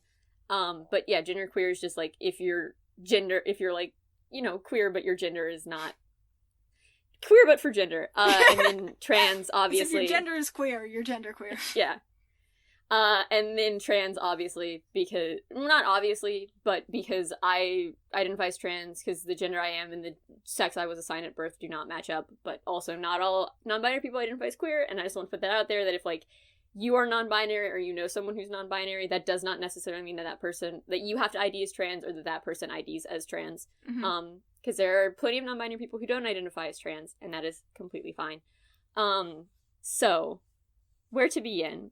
I think this is something that I think a lot of queer people who were assigned female at birth experienced, but when I was in elementary school, or even before elementary school, I was what you would classify as a tomboy. That was like a thing. That was something that was not a label that I necessarily chose for myself. But that is like the way that I was described, is I was described as a tomboy, because I think when I was like in the first grade, I didn't decide, but I just came to the realization that like I hated skirts, I hated dresses, I hated dressing in a way that was feminine. I didn't like when my clothing looked feminine. That was very weird to me, and I was not a fan of it. And so, like, as early as first grade, I had this kind of break with the idea of femininity and the idea of presenting as female, and it started to make me, like, uncomfortable in a way that I couldn't verbalize, I think, is what it was. Because I wasn't like, oh, I don't want to be a girl, but it was, like, the first thing that I ever experienced was I didn't want that social indication of femininity to the extent that I was having it pushed on me by female figures in my life. And by, like, the way that clothing works, I was like, I'm only gonna wear shorts, I'm only gonna wear t-shirts, I don't want to look feminine. And when you're young, when I was that age, it was very much a thing where it was just like, oh, it's just clothing, my, like, male-female bodies don't look that different in elementary school, so there wasn't, like, a discomfort with my body, but there was definitely this, like, the discomfort with being perceived as a feminine figure, and I didn't want that, and so I started to push back against it, and it was the beginning of me, you know, slowly taking on just, like, as much as I could, just taking, like, shorts and jeans. I stopped wearing skirts. I would only wear dresses when I was forced to by my parents for, like, religious things or for fancy events. I really didn't like dresses. And I've never liked dresses. That's, again, not necessarily something that was a trans thing, but for me, as part of being trans, is, like, all of that is very much the female presenting things. Not only do I not like how I look at them, but they make me viscerally uncomfortable to wear them, which is something that I don't know if I've really talked about, but, like, yeah, I put on a dress, and I feel, or, like, I don't know now, because I haven't worn a dress in, like, several years, but the last time I put on a dress, I felt, like, viscerally uncomfortable. My stomach, I got nauseous. It was not a fun time. And so, yeah, I think that was the beginning of my experience with social dysphoria, because it was the very much, I do not like this because it makes me uncomfortable to think of that I am being perceived as female. And I wasn't thinking of it like that, but as I look back now, I know that's what it was. And then I think, so that happened, and that was kind of just all of elementary school. I was a tomboy, and I didn't really think much more into it. It was just like, yeah, I like to present a little bit more masculinely than most of the girls that I know. I was better friends with boys than a lot of the girls my age, which is, again, something that I think a lot of, maybe not a lot of, like, queer assigned female at birth people experience, but it's something that, like, I've heard reflected is that, like, you make friends with more, or, like, you have an alignment that is more masculine, so it's easier to make friends with masculine, aligned people. So, like, other tomboys, and then it was easier for me to make friends with boys, and I, like, actively sought out creating friendships with boys because I was always, like, I felt closer to them than I think, like, not necessarily closer to them than the girls I knew, but closer to them than the girls I knew were. I understood, I think, somewhat that I was not as far into, like, the feminine end of the spectrum as most people. And then when we were in 4th or 5th grade, we started having, like, again, the puberty videos that they show, where it's like, this is puberty, this is what it means. And I think I'd been told that before, but that was the first time that, like, I ever internalized the idea that there was an expectation that I would grow up to be a woman. Like, before that, I understood kind of, like, generally the idea of growing up, but when I thought of growing up, it was always like, I'm gonna grow up to be a scientist. I'm gonna grow up to live in Australia, because that was a dream I had, because I went to Australia and I thought Australia was super cool. I'm gonna grow up and have 17 dogs. Yeah, all things where I was like, yeah, just, I was, like, growing up, and these were, like, these end goals that I had. But then I had someone be like, you're gonna grow up and be a woman, and even in, like, 4th or 5th grade, when that was presented to me, I remember, like, immediately thinking, that's not what I want. Like, as soon as anyone told me, or as soon as, like, an adult who wasn't my parents, because I didn't internalize what my parents said to me, but as soon as an adult figure was like, you are going to grow up to be a woman, I've had this immediate sense of wrongness, and of, like, that is bad, that is not good for me. And so, yeah, it was, like, in 5th grade, I started having this, like, idea that of all the things that I wanted or didn't want in my life, one of the things that I didn't want the most was to grow up and be a woman. And I think that was, like, the progression of the social dysphoria of, like, as much as I hated being perceived as a girl, I think that I would have only hated more to be perceived as a woman. And I started, like, I don't think that I fully consciously realized, like, what that meant, but I definitely consciously realized that I didn't want to be a woman, and then I was, like, subconsciously having the realization of something is weird about me. But I had that same kind of thing where it's, like, every girl I knew wanted to grow up to be a woman, and so I was like, I'm weird, I'm abnormal, I'm some sort of freak, because I don't want that. Yeah. And then, at the same time, the wonders of puberty, the wonders of estrogen were coming for me hard. And I started the physical changes of puberty. I'm just gonna put a warning here. Body stuff is going to be discussed, because I can't really talk about this without talking about body stuff. But I started developing first breasts, which was a thing where, for the first time in my life, I was starting to have a body that clearly distinguished me as a female person. Like, this was something that the boys in my life were not experiencing. And as that started happening, I felt this, like, obviously breasts are heavy, but I felt this, like, weight in my chest that was not what that was. Yeah. But it was, like, I felt for the first time that my body was wrong. Like, it wasn't that the people around me were wrong, or that some way, like, the way I was being perceived was wrong, but it was like, my body is a wrong thing. And I actually realized this only later. My posture got significantly worse. And so here's a fun Eli fact. When I was in 9th grade, I figured out the reason I slouch. And I slouch because when I slouch, it caves my chest in, and I appear flat-chested. Because if I, like, stand like this, you can very clear, like, my profile, and even from the front, you can tell that I have breasts and that I'm in a female body. But when I slouch, I appear much more flat-chested. And especially when I slouch and wear black, or I slouch and wear something that's oversized, I look like I am a flat-chested person. And I think, like, a lot of people in my life don't know how, and I don't have large breasts, but I do have, like, fair size breasts, and I think a lot of people in my life don't know that, because I purposefully have developed this, like, system of protection and of hiding that. So, and that gets into social dysphoria, but to get back to it, as I was developing breasts for the first time in my life, my body felt wrong.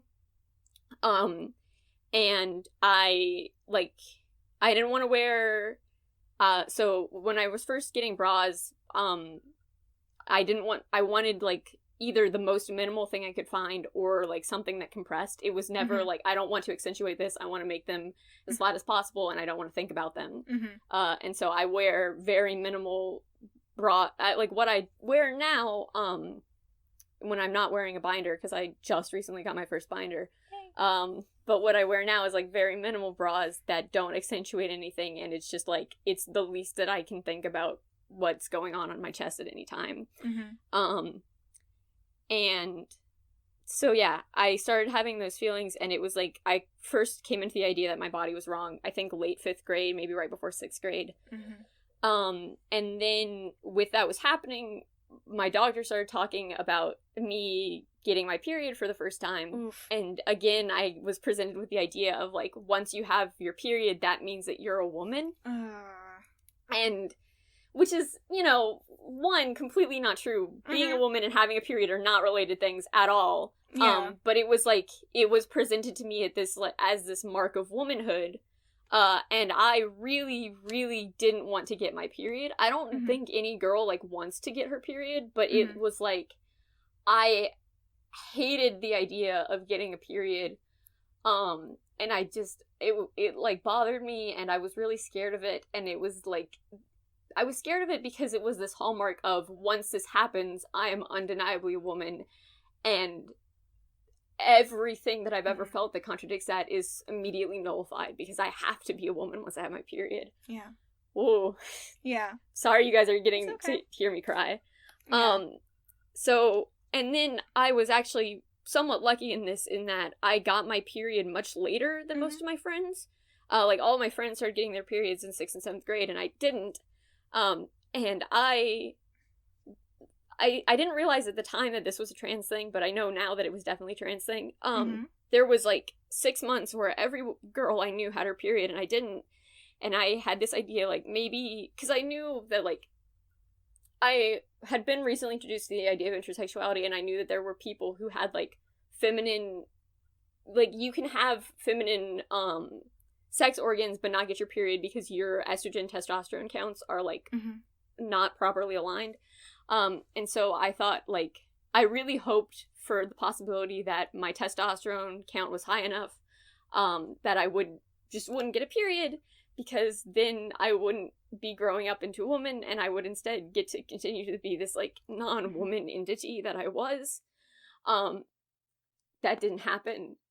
And that's another story of, so I was really scared of my period, and I didn't want to have it, because I was like, that makes me a woman, and as long as I don't have it, I'm not a woman, and I don't have to deal with being a woman, and I don't have to be scared of that, or as long as I don't have my period and I'm not a woman, then I'm not wrong for not thinking of myself as a woman, even if I didn't fully understand, like, transness at that point. And then I went away to Duke Tip for the first year, and the first week of my first, thing at Duke Tip is when I got my period for the first time. So, I was this is, like, it was obviously a bad time. Yeah, I will be okay. I think that I just need to say all of the things. But, yeah, okay, so I am better now because I've taken a solidifying breath.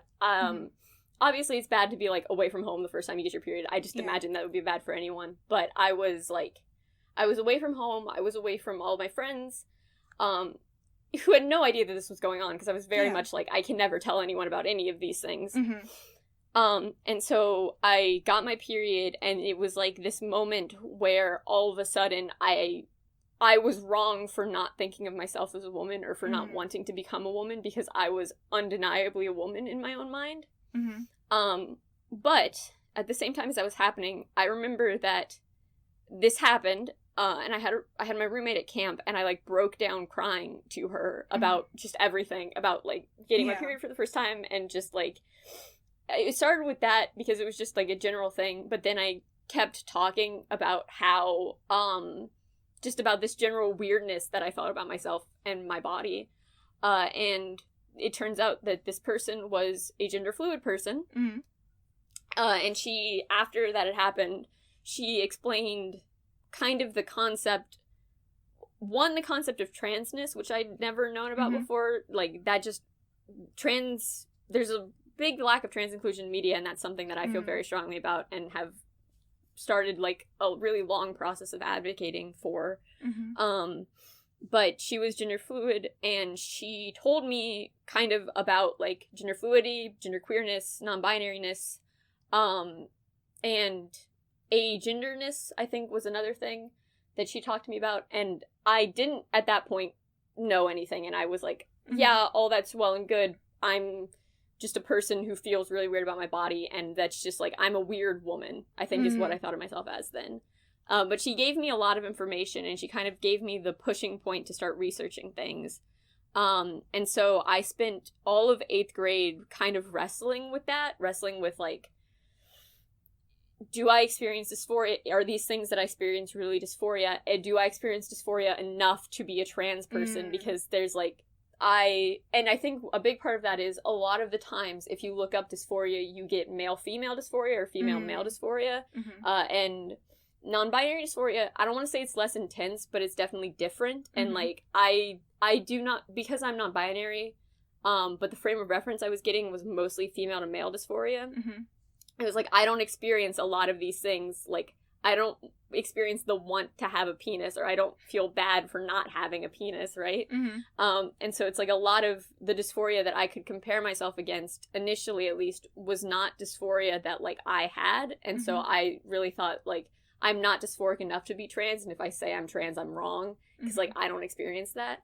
But I wrestled with it for a year, and I eventually started using the term, at least in my own head, like, in spring of my 8th grade year, I started calling myself agender, because I didn't really understand what non-binary meant at that point. It was just, like, I had this idea that it was somehow being half male, half female, or, like, a mix between the two, and that was wrong. And I think also I was just in a point where I was so tired of thinking of myself as female that I didn't want to think of myself as having a gender at all.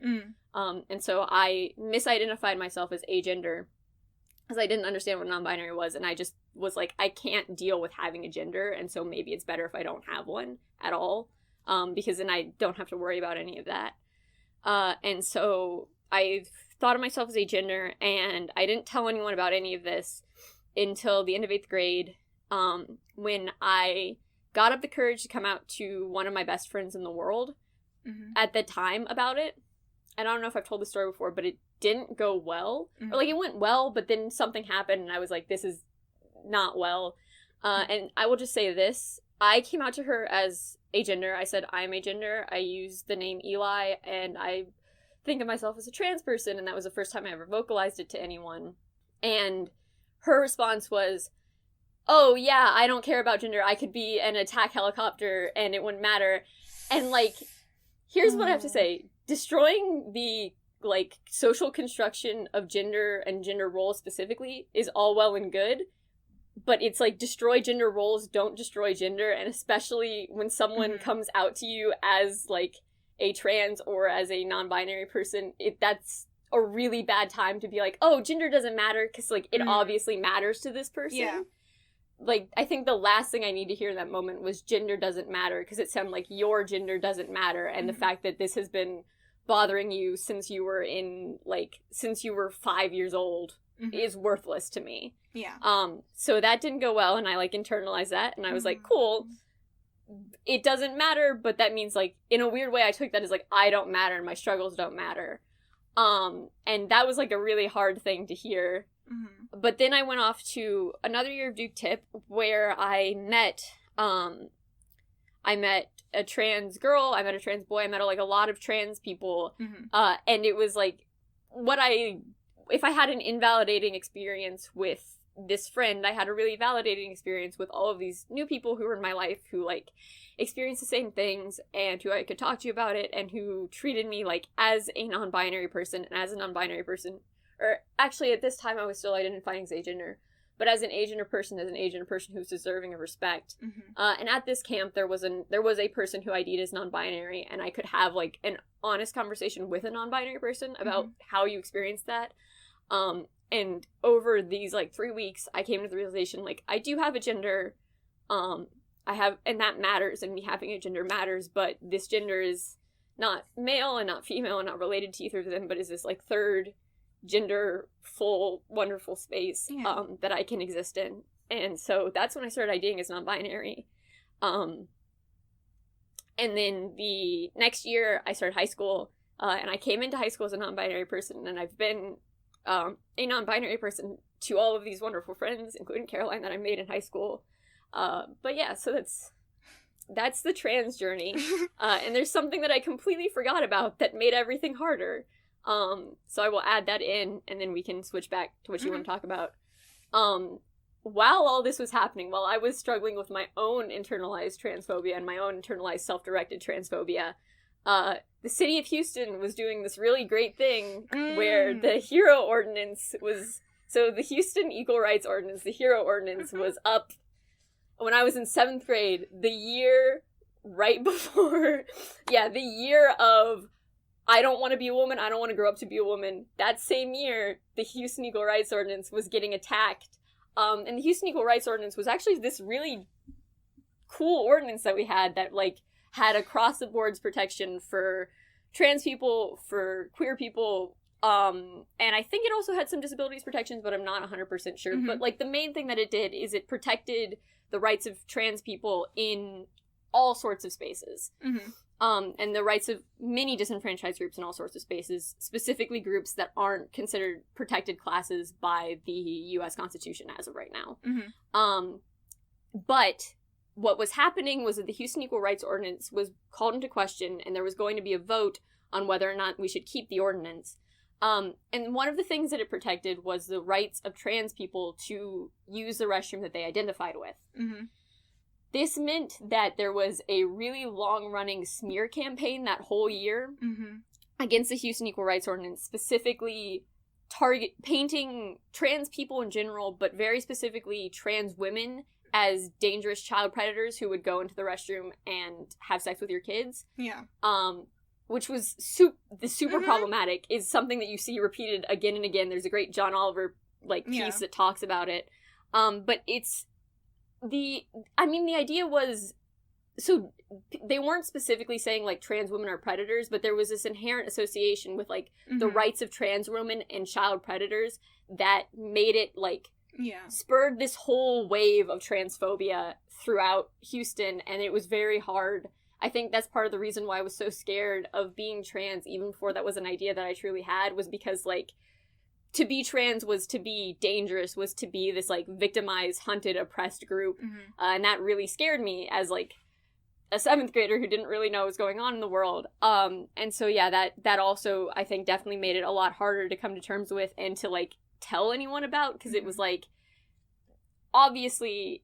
no one in my family held those views, but it's, like, the one trans representation I was seeing was this representation where it, like, made it really scary to be a trans person, made it really dangerous to be a trans person, and made it, like, so that you couldn't be comfortable as a trans person. And I think that really got to me and bothered me for a long time, and still bothers me. Like, I still deal with that, and a lot of my internalized transphobia comes from that. But yeah, that was a whole other layer on top of my own journey. That made all the things harder. But, yeah. If it has equal rights in the fucking name, don't get rid of it, assholes. It's like the acronym was HERO. What the fuck? Yeah. Jesus Christ.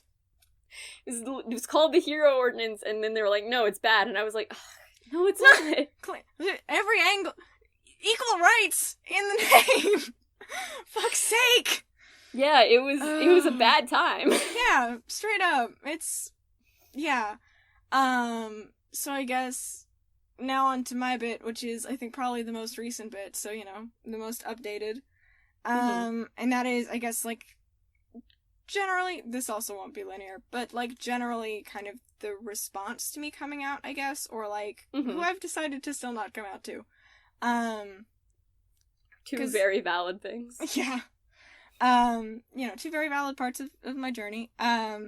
So I guess, like, number one, I mean, I can joke about it a lot. It feels weird when other people joke about it, but I joke about it a lot of, like, there were clear, like, signs that I was gay from, like, a very early age. 5th grade, Emma Watson had a pixie cut, and I was like, Emma Watson's neat, I'm gonna get a pixie cut, and heads up parents, if your child gets a fucking short, androgynous haircut to imitate an actress that she really likes, like, that's not straight. That is not heterosexual behavior. It's not heterosexual behavior. No, it's not. There is not a heterosexual explanation. But, you know, like, I didn't think anything of it because I was in 5th grade, and, like, who the fuck knew what that was? Yeah, I think Emma Watson was the first crush for a lot of people in our generation. So yeah, that was going on. Like, there were other signs as well. Like, as I became questioning and as I researched stuff, I became, you know, very knowledgeable about, like, different labels and shit. And, like, you know, I was the designated gay Google before I ever was gay. And, like, you know, I became a really passionate feminist. And, like, these things have associations. Like, there's a stereotype of, like, you know, the lesbian feminist, and I was definitely very outwardly feminist and activisty, and some of that was, like, misdirected in a really weird way. We love to see internalized misogyny masquerading as, like, women's empowerment, but, you know, that's... Yep. We'll save that for the feminism episode. You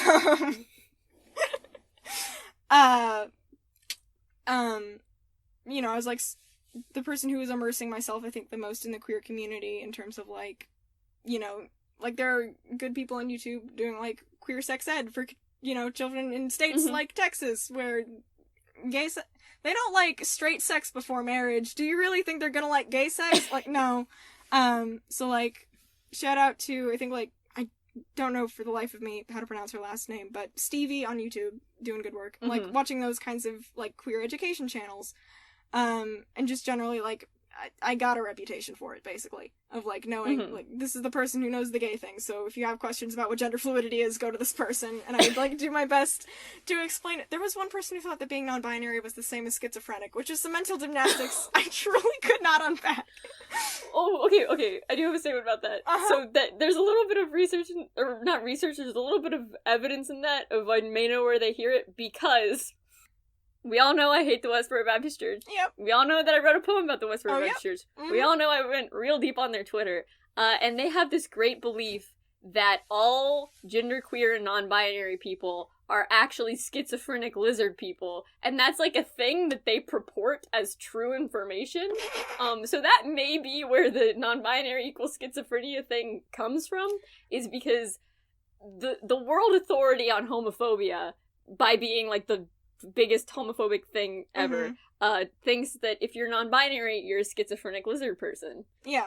So I'm gonna say this, I think I parsed the mental gymnastics. It may not have been non-binary in general, it may have been gender fluid, something like that. I think somehow this person got from non-binary to gender fluid to, like, being two genders kind of in, not at the same time, but, like, the same person experiencing two genders, to, I think, what they assumed was schizophrenia, but would probably be more accurately described as dissociative identity disorder, which is, like, a whole train of thought that's problematic in its own right. So it's just a bunch of mislabeling and, like, very much confusion about... So yeah, being gender fluid is not a mental illness, just in case you and neither is being bigender. Being bigender and having dissociative identity disorder are not the same thing. Yeah. Yeah, like, they're not the same thing. So as the person who's, like, you know, demonstrating that, I mentioned the, like, rainbow, like, shirt that says equality and, like, rainbow letters on it, that I got from a neighborhood friend who was not being subtle about the fact that she thought I was a lesbian. There were, I think, other instances where, like, I would do something and it would be, like, interpreted as, like, you know, oh, you're totally gay or something. I remember, I think at one point, I can't remember when exactly. It may have been late middle school, early high school. I was with the same neighborhood friend who, like, gave me the equality shirt, who also asked me the schizophrenia question. This person, bless their heart, does not know how to apparently use Google to figure out queer shit for the life of them. I'm not gonna name names, but yeah, gonna be a running theme.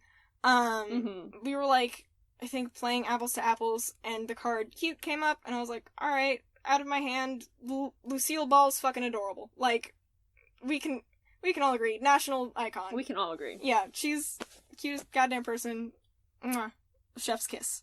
So I played that card, and this person was, like, the judge for that round of apples to apples, so she was, like, reading through the cards, and, like, determining which one to pick, and I think the exact phrasing she used when she got to, like, Lucille Ball was like, I'm not gonna pick that one because I'm not a fucking, she didn't say fucking because she wasn't allowed to swear, but, like, I'm not a lesbo, and I got really upset about that.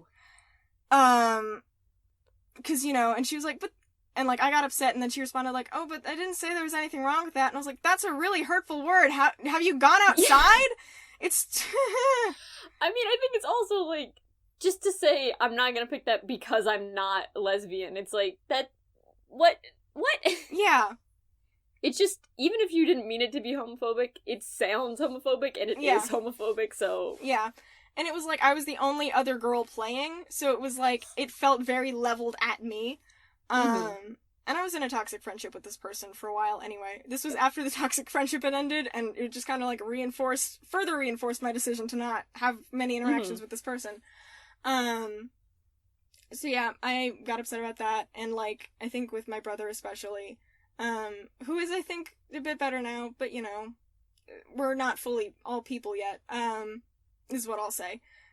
Especially when we were younger, it would be like, I would be doing a certain thing that was stereotypically gay, and he would call that out and basically make me feel really self-conscious. And, like, yeah, and there was a part of me that, like, just kind of like how, like, adult validation was a part of me being questioning and, like, staying in that space. Another part of me wanting to stay questioning as long as possible was, like, the idea that I would be proving those kids, like, my brother and those neighborhood friends, right? Of, like, yeah, they would get that sense of self-satisfaction of, like, oh, we figured it out before you did, and I, like, hated that idea. I actually still ended up not coming out to my brother directly. My mom ended up being like, well, I can tell him, but he needs to know at some point, which is... a whole other point. But yeah, it was... the neighborhood kids still don't know. I have expressly forbidden my parents from letting them know. I also just don't think my sexual orientation is anyone else's business in terms of this. It's definitely like, not. It's not necessary information for you guys to know. But I guess I'll get to that later, as I'm trying to move a little bit chronologically. We're working on it. I wanted to interject really quickly that I think for me, I never experienced that, but I do think a big reason why you and why a lot of people have that feeling is because you never want to give power to someone who's weaponized your own identity against you. Like, I think that a lot of people experience that, where it's like, you had it used to hurt you, and then you don't want to, like, further give them the power to hurt you with it. I think is probably the core of that. Yeah. And, yeah, it was also just, I think, some petty kid spite, but I think for sure, like, the idea of someone who... like, it's not even good gaydar, it's just good stereotyping. Like, you stereotyped me and you ended up being right, and you should not be rewarded for that. But it's also not on me to subvert expectations like I'm a fucking, like, piece of fiction or something. Like, I'm a real person, and I fall under an umbrella of experiences that happen to align with this certain thing. So yeah, that was all going on. So that was why I was kind of hesitant to come out to my brother and to some neighborhood friends. And another thing that, like, I've kind of started reflecting on just more recently, because quarantine has given us all time to think about things, is the fact that after I came out, my mom was very accepting, said all the right things, etc., etc. But another thing that she said was like, oh, we all knew. Yeah. Like, she was like, I could tell all along, and I was just waiting for you to tell me. And that kind of stings, because it's like, well, it was like the idea of someone else knowing before I knew, specifically my mother knowing before I knew, because it's like, well, I did know, and then you made me think that I didn't. Like, that was... that was hard. Because it's like, well, no, like, you're the reason that it took me this long, because Mm-hmm. you applied this double standard that doesn't even make sense, and now you get to, like, come and swoop in and act like, you know, you're this great ally, and it just doesn't feel true. And she is, like, she's very liberal, but also, again, like, she just went about it completely the wrong way. Yep. In a way that felt really like she got to claim this victory, instead of just, like, being like, okay, cool, like, how are you feeling? And I think Allie Beardsley on their podcast, which I think is called Tales from the Closet, I believe it's called Tales from the Closet. yeah, I think they were talking with a few other people about, like, their coming out experiences, and, like, the part that really resonated with me was, like, when someone comes out to you, don't make it about you. Like, it's about them. Just, like, ask how they're doing. 'Cause it's the most, like, just frustrating experience when you tell someone and they're like, fucking called it! Like, this is not your moment. Like, back off. So yeah, like, telling my parents was a whole thing. Again, having my brother get told was a whole thing. Not deciding not to tell the neighborhood folks was a whole thing. And it was like, a part of not wanting to tell the neighborhood folks was like, I didn't want them proved right. I also don't interact with them a whthat bunch, so it would just be like this completely devoid of context piece of information of like, by the way, the neighbor's a lesbian. That I just didn't want. You can tell that this is an emotionally guarded topic for me because I'm joking a whole bunch. Because, you know, that makes it palatable and that makes it approachable. It makes it less scary. Yeah. You can make a joke out of it. It's fine. So yeah, like, that was a whole decision, and again, recently, my mom was like, well, why can't I tell the, like, neighborhood folks? And I was like, because I don't want them to know, and that's kind of the end of the that's where the conversation ends. Yeah. And she was like, well, like, you know, you don't have to stay in the closet, it's not the 50s anymore. I was like, number one, people have had to stay in the closet for longer than the 50s. Let's not pretend like we're in some, like, there's that, and then there's also, like, but let's also pretend like the 80s and 90s were not the 80s and 90s in regards to the community either. I mean, my mom went to our high school during the 80s, so she saw firsthand, like, what, because our school's pretty freaking gay, and, like, she saw what the effect that, like, being gay and out had on, like, her peers. Like, she knew kids who got beat up for, like, dressing in gender nonconforming ways. So it was just, like, this really frustrating thing of, like, I know you're trying to be an ally, but also it feels very tokenizing. She also asked, like, if she wanted to get, like, if I wanted her to get, like, a Pride Biden sign for our lawn, and I was like, I've never expressed any... I'll fucking vote for Biden because I have to, I guess, but Jesus Christ, like, I've never spoken about, like, the kind of politics that I want with my mom, and it felt weird to just, like, why do you want to announce that this is, like, the home of a gay person, and also, like, happen to be endorsing your candidate? Like, it just felt really weird. Or it was, like, a Pride bumper sticker or something. And it was like, why is that what this means to you? Like, why is my identity just, like, a cool token you get to use for being, like, a cool liberal person, instead of just, like, me existing and, like, politics being away from that? And, like, why do you feel the need to, like, yell this from the rooftops when, you know, 5 years ago that's when I needed that? Like, I needed that when I was 12, and I was scared, and I needed someone to tell me that it was okay. And instead it was just, like, this really invalidating experience of, like, you're too young to know, which, like I mentioned, is super homophobic, and is also this, like, telling someone that they don't know themselves is... It can be really damaging, because being questioning wasn't just, like, questioning my sexuality. It was interrogating everything that I did to, like, look for cute, like, ripping my own brain apart to try and figure out what was going on inside it, and that was, like, a painful process for me. That wasn't fun. And just, like, hearing that, like, you know, an adult knows better about your own identity is just something that, like, no one else has the power to say that kind of thing, but you, like, you are the end-all be-all for, like, who and what you want to identify as. So yeah, it's just, that's a really frustrating part of it. Yay, homophobia. It's the worst. Yeah.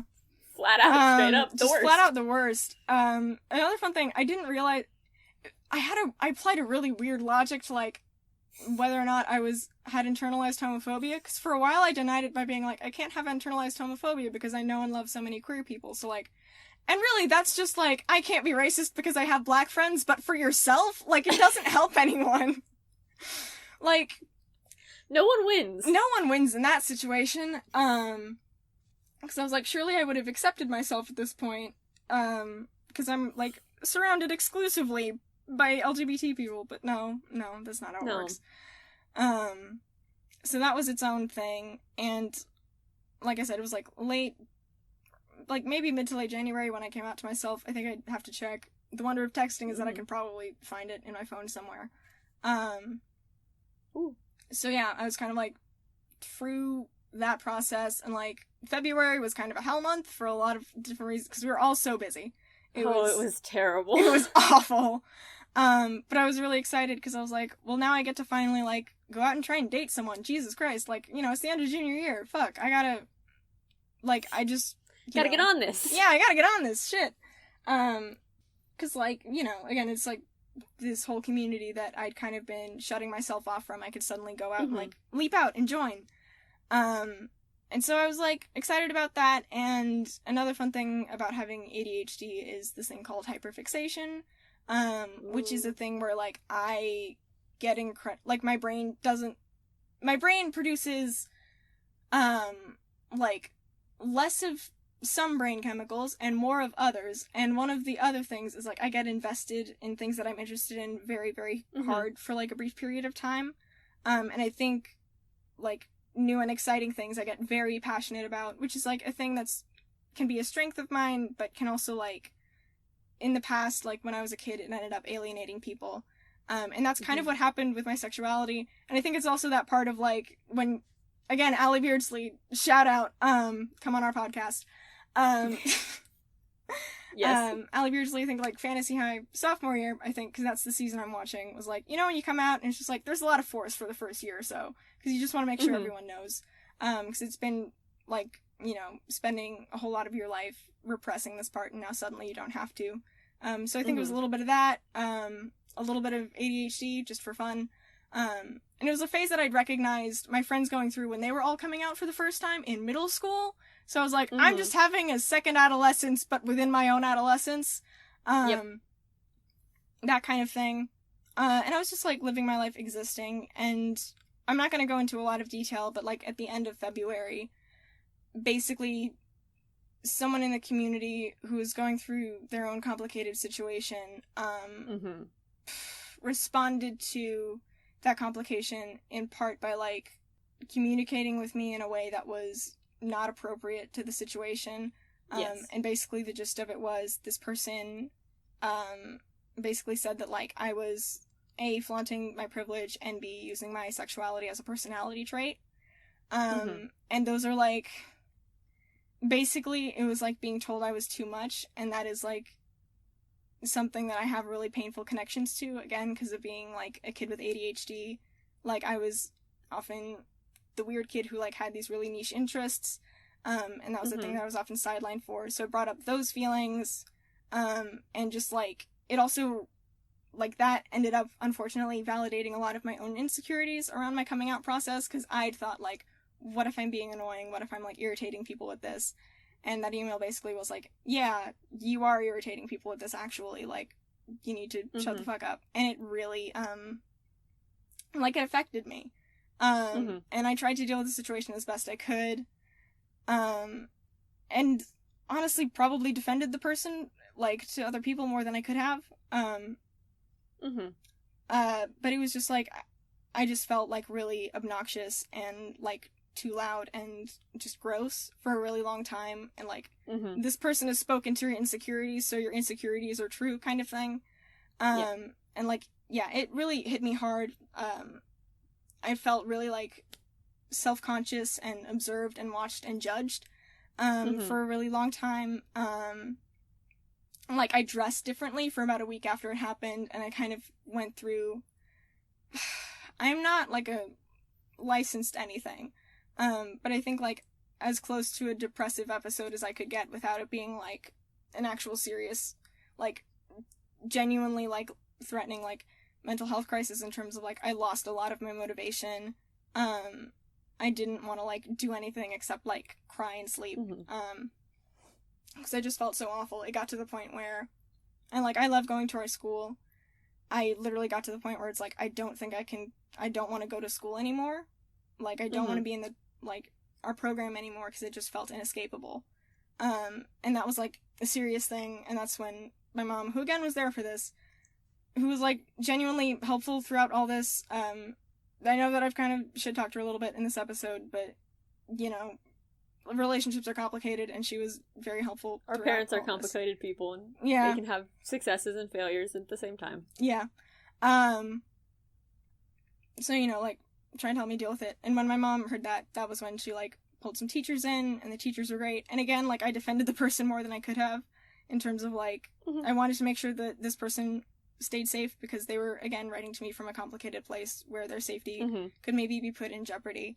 And as well, it was like, well, this person is doing this because they don't have access to the same resources that I do, so let's try and get those resources in place before all that happens. And then it was just another complicated mess. Like, this all happened within the space of the week. The next week, I started dressing a little bit better, because that week I had dressed way differently. Like, after coming out, I'd started dressing with more confidence and, like, you know, putting together outfits with a little more effort. And stuff like that. And then the week after I got that, like, communication, I just ended up, I think, wearing, like, the same pair of jeans and, like, dark tank top and, like, a hoodie, just hiding in it, because I didn't, like, I didn't want to be seen. You so seen. desperately didn't want to be seen. Yeah. Like, I just wanted to blend in. Like, if I'd been seen as this obnoxious person, then clearly I could just, like, try to be invisible and unobtrusive and not do what I was doing that was, like, in my mind, hurting people. And, you know, like, the week after that, I dressed a little bit more confidently after the help of some lovely friends like Eli and some other stuff. But right before, I think, like, everything was about to come to a head and, like, this person and I would maybe get to have something productive happen, basically school shut down for coronavirus. So, yeah, and, like, March had been the month that I was like, I'm gonna get out there and, like, actually meet people, but this communication happened at the end of February, and so for the first 2 weeks of March, I was just, like, completely out of it, and, like, in this really bad mental health spot, and then quarantine happened, and so I really couldn't connect with people, and it's all just very frustrating for me. Like, luckily, after, you know, some therapy and just time, I think I've, like, moved past it a little bit. There is still definitely that voice of, like, I mean, like, doing this episode, there was a part of me that was like, you know, what if this is too much? Or, like, making my sexuality a personality trait, which is, like, an awful thing to say to someone. So yeah, there is still that fear there of, like, what if I'm making this too much a part of who I am? But it is a part of who I am, and that's all valid. But yeah, so I've recovered mostly from it. Now that I, like, I mean, a major downside to quarantine is that I haven't been able to, like, meet other queer kids outside of the people I already know. And no offense, but y'all aren't really in my dating pool right now. That's fair. That's just how it is. That's how it goes. So sorry. Yeah, just 'cause, like, too small of a friend group to fuck with. No. No. Rip, you're all lovely, but no. So, like, not being able to, like, talk to people, but not having anyone to really, like, interact with on a daily basis also means that this person and I have had some space. So yeah. And, like, they happened on my mind in terms of, like, I hope their situation is better now, or at least has the chance to get better in the future. But yeah, it's frustrating, like, just coming out and then having basically a whole world that I was just about to get access to taken away. Yeah, it's frustrating. I was gonna say, I think, kind of, if there's some things that I'm like, I have similar stories that I wanted to say, and then I had, like, a couple assorted stories. And these are all kind of wrapped up in each other, but you mentioned something about, like, it's not wanting to tell people because you don't want this, like, you don't want it to be ripped away from you, or you don't want that to be, like, you don't want to be shot down on it, and I think I kind of mentioned this, but that's one of the big reasons why, like, I didn't tell anyone that I thought I was trans for at least a year, and then I didn't tell an adult who would be in my life for an extended period of time until, like, 3 years had passed. I got really scared about telling Miss Wittig and Miss Opday, even though, like, they're Miss Wittig and Miss Opday, and they're awesome, and I didn't have any questions about it, but it was, like, I really feel that same fear of, like, being shot down or being wrong, and so, like, I kept it really close to my chest for a really long time, because I didn't want to be wrong, and I didn't want this, like, very fragile relationship I had with my own identity to be ripped apart. And then I just want to say, from that situation, I think, like, I saw you struggling with it, and it was, like, it's hard to watch someone you care about struggle, but I thought the way that you handled it was really admirable, even if you say, like, you may have defended that person too much, because standing on the outside, I had the privilege almost to just be angry about what had happened and to not, like, have to look at things complexly, because I was standing on the outside and I could just be angry, and I didn't have to force myself to, you know, understand the complexity of the situation. And so I think watching you deal with that in the way that you did, even, like, I could see that it hurt you, but, like, knowing that you were trying to, like, keep everyone in mind, I found that really admirable, and I think that, like, that shows a lot of your character as a person. And then I was also gonna say, if we're in the story of being adult to adults, I have the story of being outed to someone. I got outed to my father in a very fun way. No, not a fun way, but I did get outed to my father. And I think, like, as terrifying as that was, so what happened was I had an instructor who I had, through my own fault, I didn't make this clear, I had forgotten to say to him, hey, when you're talking to my dad, please use the name Elizabeth, please use she, her pronouns. I had forgotten to tell that to my instructor, which is, like, unfortunately, that is a thing that a lot of trans kids have to deal with, is, like, you have to constantly be the one to say, like, hey, I can't, like, this is information that cannot be distributed to certain people. You have to keep a really tight hold on that when you're not out. And so I had just forgotten to say it to him, and he mentioned it to my, like, he didn't even say, like, your kid is trans. That wasn't what happened. Yeah, that'd be a weird conversation starter. So, your trans child. Your trans child. Yeah, he just used they, them pronouns for me, and he used Eli, which was, like, it was, part of my brain was, like, it's really nice that was, like, the assumption the adult made that he should do, and that he, like, kept true to that with my dad, but it was also, like, my dad suddenly knew, and I was not prepared for him to know, and it didn't end badly. Like, we have a good relationship, still, and I don't think that I ever really fully succeeded in coming out to him in that respect. Because it's, like, that's just a hard thing to push through an adult's head. But yeah, that I do, like, I know how terrifying it is to be outed to someone, and so, like, that same idea of it's something so personal and something you want to keep control over, I really understand, because I've been in the situation where I lost control over it all of a sudden. But luckily for me, I'm very lucky that didn't end badly, and it didn't end explosively between us, which I am very thankful for. And then I just wanted to say that, like, I have been very lucky.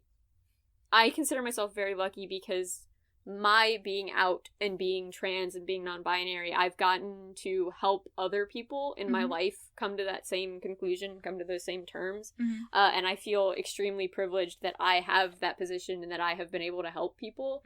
Because there's nothing better than seeing someone struggle through the same thing that you struggled with and be able to reach out a hand and make it easier for them. Yeah. Because, like, I think what I went through with it, I don't want anyone to ever have to go through that same thing. I think, like, anytime that something was scary or was bad for me, I think the ability that I have now to reach out and to explain things to people or to give them the vocabulary that I didn't have for a really long time, it feels like there's something really nice about being able to make sure that the things that I struggled with, there's some fundamental things that everyone's going to struggle with, but it's like, I know that I carry around a lot of, like, trauma and residual fear from the way that I had to, like, the journey that I had to go on as a trans person, and as an asexual person, and even as a pansexual person, and so I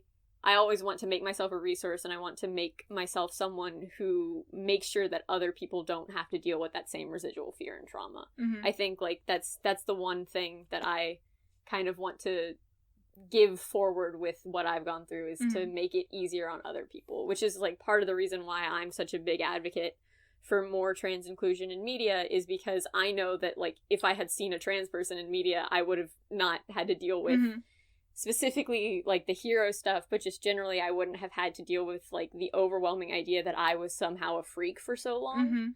And so it's, like, I think, yeah, that's, like, the big thing that I want to push forward with my own stuff, is that I want to make sure that as few people as possible have to go through that same sort of, like, fear and trauma that I did. Yeah, and I think that was also, like, something that was kind of absent for me as well, because I remember, like, a feeling while I was questioning that really should have been a tip off / giveaway, I guess. Tip away. It's a new term. We made a new term. Yeah, we made a new term. Language is fluid. And so is gender. Just trying to get in all the talking points. But something that, like, was going on for me while I was questioning was, like, on the one hand, I didn't want, like, the cishet people in my life to be like, fucking called it, like, when I came out. But at the same time, I remember, like, I felt such a profound sense of longing for, like, if like, literally any queer person just pointed at me and was like, oh yeah, obviously you're one of us, I think I would have been, like, much, like, in some ways I think I was kind of waiting on that, almost, in terms of, like, getting ready to accept myself, of, like, I wanted to belong to the community for so long, and, like, it just, but I never felt like I had a full place in it. Like, we have a diversity series for the LGBT community at our school that Eli has run, and done a very good job running. And I haven't ever auditioned for it because I was like, well, what if I end up being straight and then I'll have taken up a spot that was meant for someone who, like, actually is queer. So it was, like, also the sense of missed opportunity. Like, I kind of held myself back from the community and felt like I was on the outside looking in for so long, even though I was surrounded by, like, so many LGBT people.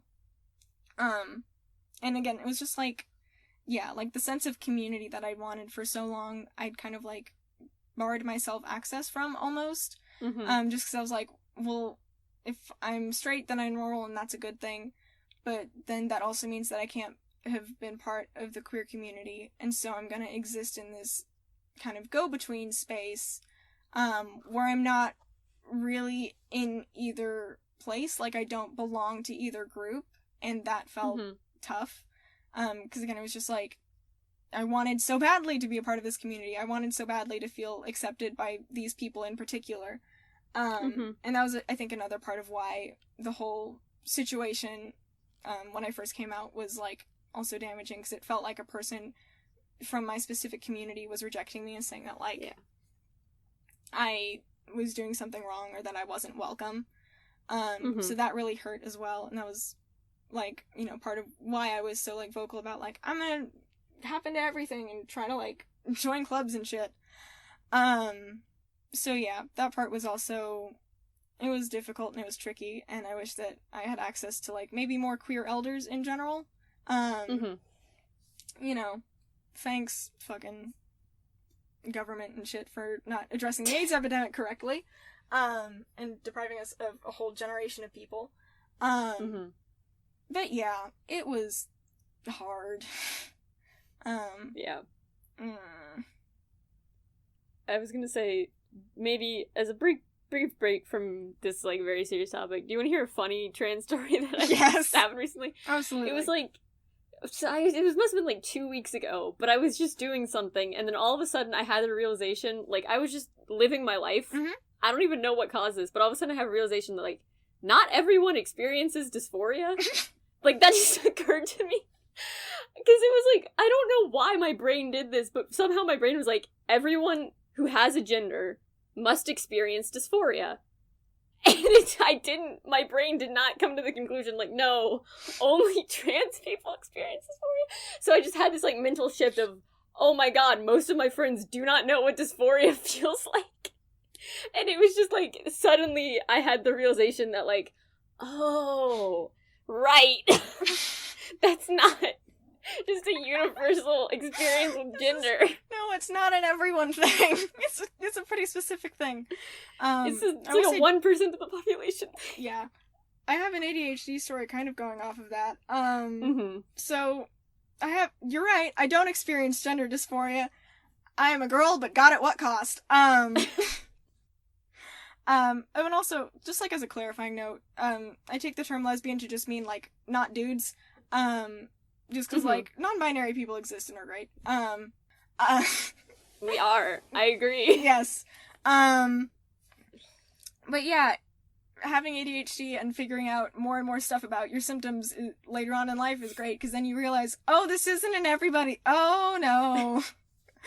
And it's great, because it's like, oh, this thing that I struggle with is because it's a specific cognitive thing, and other people have this, and that's great. But then the other part of me is like, why didn't I know this sooner? This probably should have been intuitive. I've known that I have ADHD for almost 10 years now. I feel like I should have this on lock, but no. So, gender dysphoria, you're right. Don't feel that. Rejection-sensitive dysphoria is a thing that people with ADHD feel.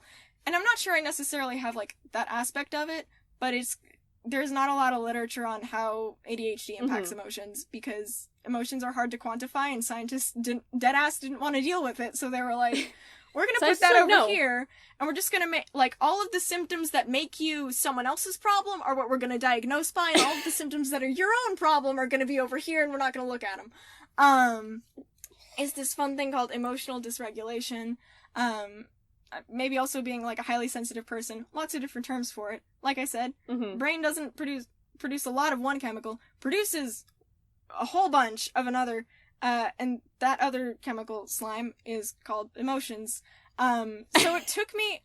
I was reading this article on rejection-sensitive dysphoria, and it was like, yeah, it's this unbearable pain, and it feels like a physical sensation, like, in your chest, like you're being, like, punched or stabbed, or it's, like, this very, it's this feeling that's, like, really hard to explain, but, like, that's the closest you can get, and I was like, so not everyone feels embarrassment as, like, a physical... Interesting. Very interesting. Fascinating. Interesting. And not everyone experiences, like, tiny criticisms as like, slander on their character and stuff. ADHD is hard. So yeah, that's a thing that people with ADHD have. Rejection feels much bigger than it is, and then we end up ruminating on it because of how our brains work. And yeah, it's a physical thing, and it happens a lot, and I didn't know that was not a thing for everybody. I thought everyone felt all of their emotions very strongly, like, in their like, squarely in the middle of their torso, as, like, a physical pain. Turns out, nope! Yeah, I can verify, no. Okay, great. Glad to know we've cleared that up. And then there's stuff where I'm like, this has to be an ADHD thing. And then it turns out to be an everyone thing. And then I'm like, well, shit. Well, I guess. Yeah. So yeah. I guess that's how it be. I don't know if, like, rejection-sensitive dysphoria manifests the same as gender dysphoria. But yeah, figuring out that not everyone experiences it is a fun thing to figure out. It's a time, yeah. I do remember that. And it's very funny because I had to explain, I wrote down a full explanation on, like, the 4 dysphoria/euphorias I experience in relation to my transness for someone, and that didn't clue me in that everyone didn't experience gender dysphoria. Like, someone had me write down how I experience dysphoria, and for me, and I think for a lot of trans people, like, generally the 4 categories I've seen are, social dysphoria, physical dysphoria, social euphoria, and physical euphoria. I don't know why I said physical like that. But all of that is wrapped up in gender dysphoria. It's this wonderful, terrible thing that I experienced. But I wrote down an explanation for what each one of those things were for someone, and then it took me 2 months after it to fully process, like, oh, they needed that explanation because they've never experienced it, because only trans people know what dysphoria feels like. Yeah. I'm a really smart person, guys. It's true fact. I mean, it is a true fact. You also just sometimes miss things. It's fine. Yeah, we're intelligent people. We just don't know everything. Or process things fully, apparently. Not everything. I can't always put 2 and 2 together to make 4. Yeah. It's great. Yeah. This was a hard episode. This was a hard episode. I didn't anticipate it being hard, but it was hard.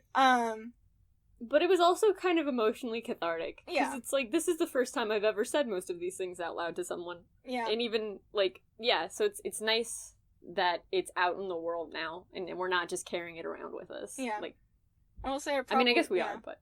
I think I just end up repeating things to myself all alone, so I think I went through all of the emotions for this, like, a few weeks ago, and now it's just here, and I'm just kind of like, oh, I need a hug. I wish we were in person so we could hug. Tap the side of the computer screen. Yeah, we both just tap the sides of our laptops. That's what friendship really is tapping the sides of your laptops to simulate a hug when you're quarantined. Sure. So yeah. Yeah. Alright, I guess, like, episode wrap-up. Should we explain what do season finale mean? I will, so it's a season finale. I'll explain that, and then I will leave the episode wrap-up to you. Mm-hmm. Season finale, so what this means is, like, we're not stopping for a super long period of time, but we are about to go into the beginning of our senior year, and it's fully online, at least initially. Mm-hmm. So with all of that, we've decided that we're going to take about 4 weeks off to get adjusted, to what senior year looks like, to being seniors, to all of our APs and such. So after this episode goes up, we are taking a full 3 weeks off from production of any kind. And then 3 weeks out from there, we will, so I guess 4 weeks from now, but 3 weeks out from when this episode drops, we will start recording again, probably. Maybe. We may change release dates some, but within 3 weeks, we'd like to be recording again. In about 4 weeks from when this episode comes out, we will start season 2, probably another set of 12 episodes. That may be subject to change. But the point is, we're taking a short break, but we will be back. Yes. Because this podcast is fun, and it is good to make something collaboratively with a friend. Yes, and it's good to, like, have an excuse to get to know each other. Though I will say at this point, our real life Skype calls, this is real life. This isn't a fictional Skype call. But, like, our Skype calls that aren't recorded are now about half an hour, because it's just like, wow, I talk to you. And have conversations. So that is fun. So yeah, I guess what did we learned about each other this episode, I think. We learned about the journeys that we've gone on. Yeah, maybe some of it's new information, maybe some of it's not. But yeah, that's what we learned. Just, all that good stuff. So I guess our final outro for this season. Thanks to sawsquarenoise on the Free Music Archive for the use of their song, Tower Defense Ending. Potential sponsors, Blue Apron, HelloFresh, NordVPN, ExpressVPN, Honey, Casper mattresses, big businesses, small businesses, anyone with money and the desire to get a little bit more business from, like, 10 teenagers. Yeah. Our email, you can email us to tell us about that at heynerdpodcast@gmail.com.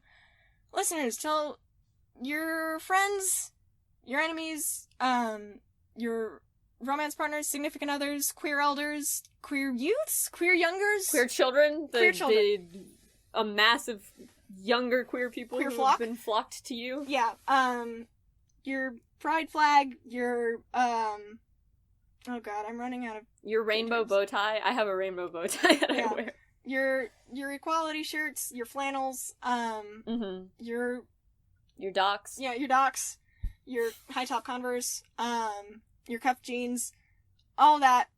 Tell them to email it. Tell your friends about us. Tell all those people about us, and then tell them, and you also can email us fun stuff at heynerdpodcast@gmail.com. Please liven up our inbox. It looks so boring. It's just like dead. YouTube studio newsletters and stuff from Anchor FM, which is a lovely host site, but also, like, we wish that there was a person emailing us, please. Email us fun stuff at heynerdpodcast@gmail.com. And check back not next Wednesday, but in a Wednesday sometime in the future. In a nebulous someday. Time.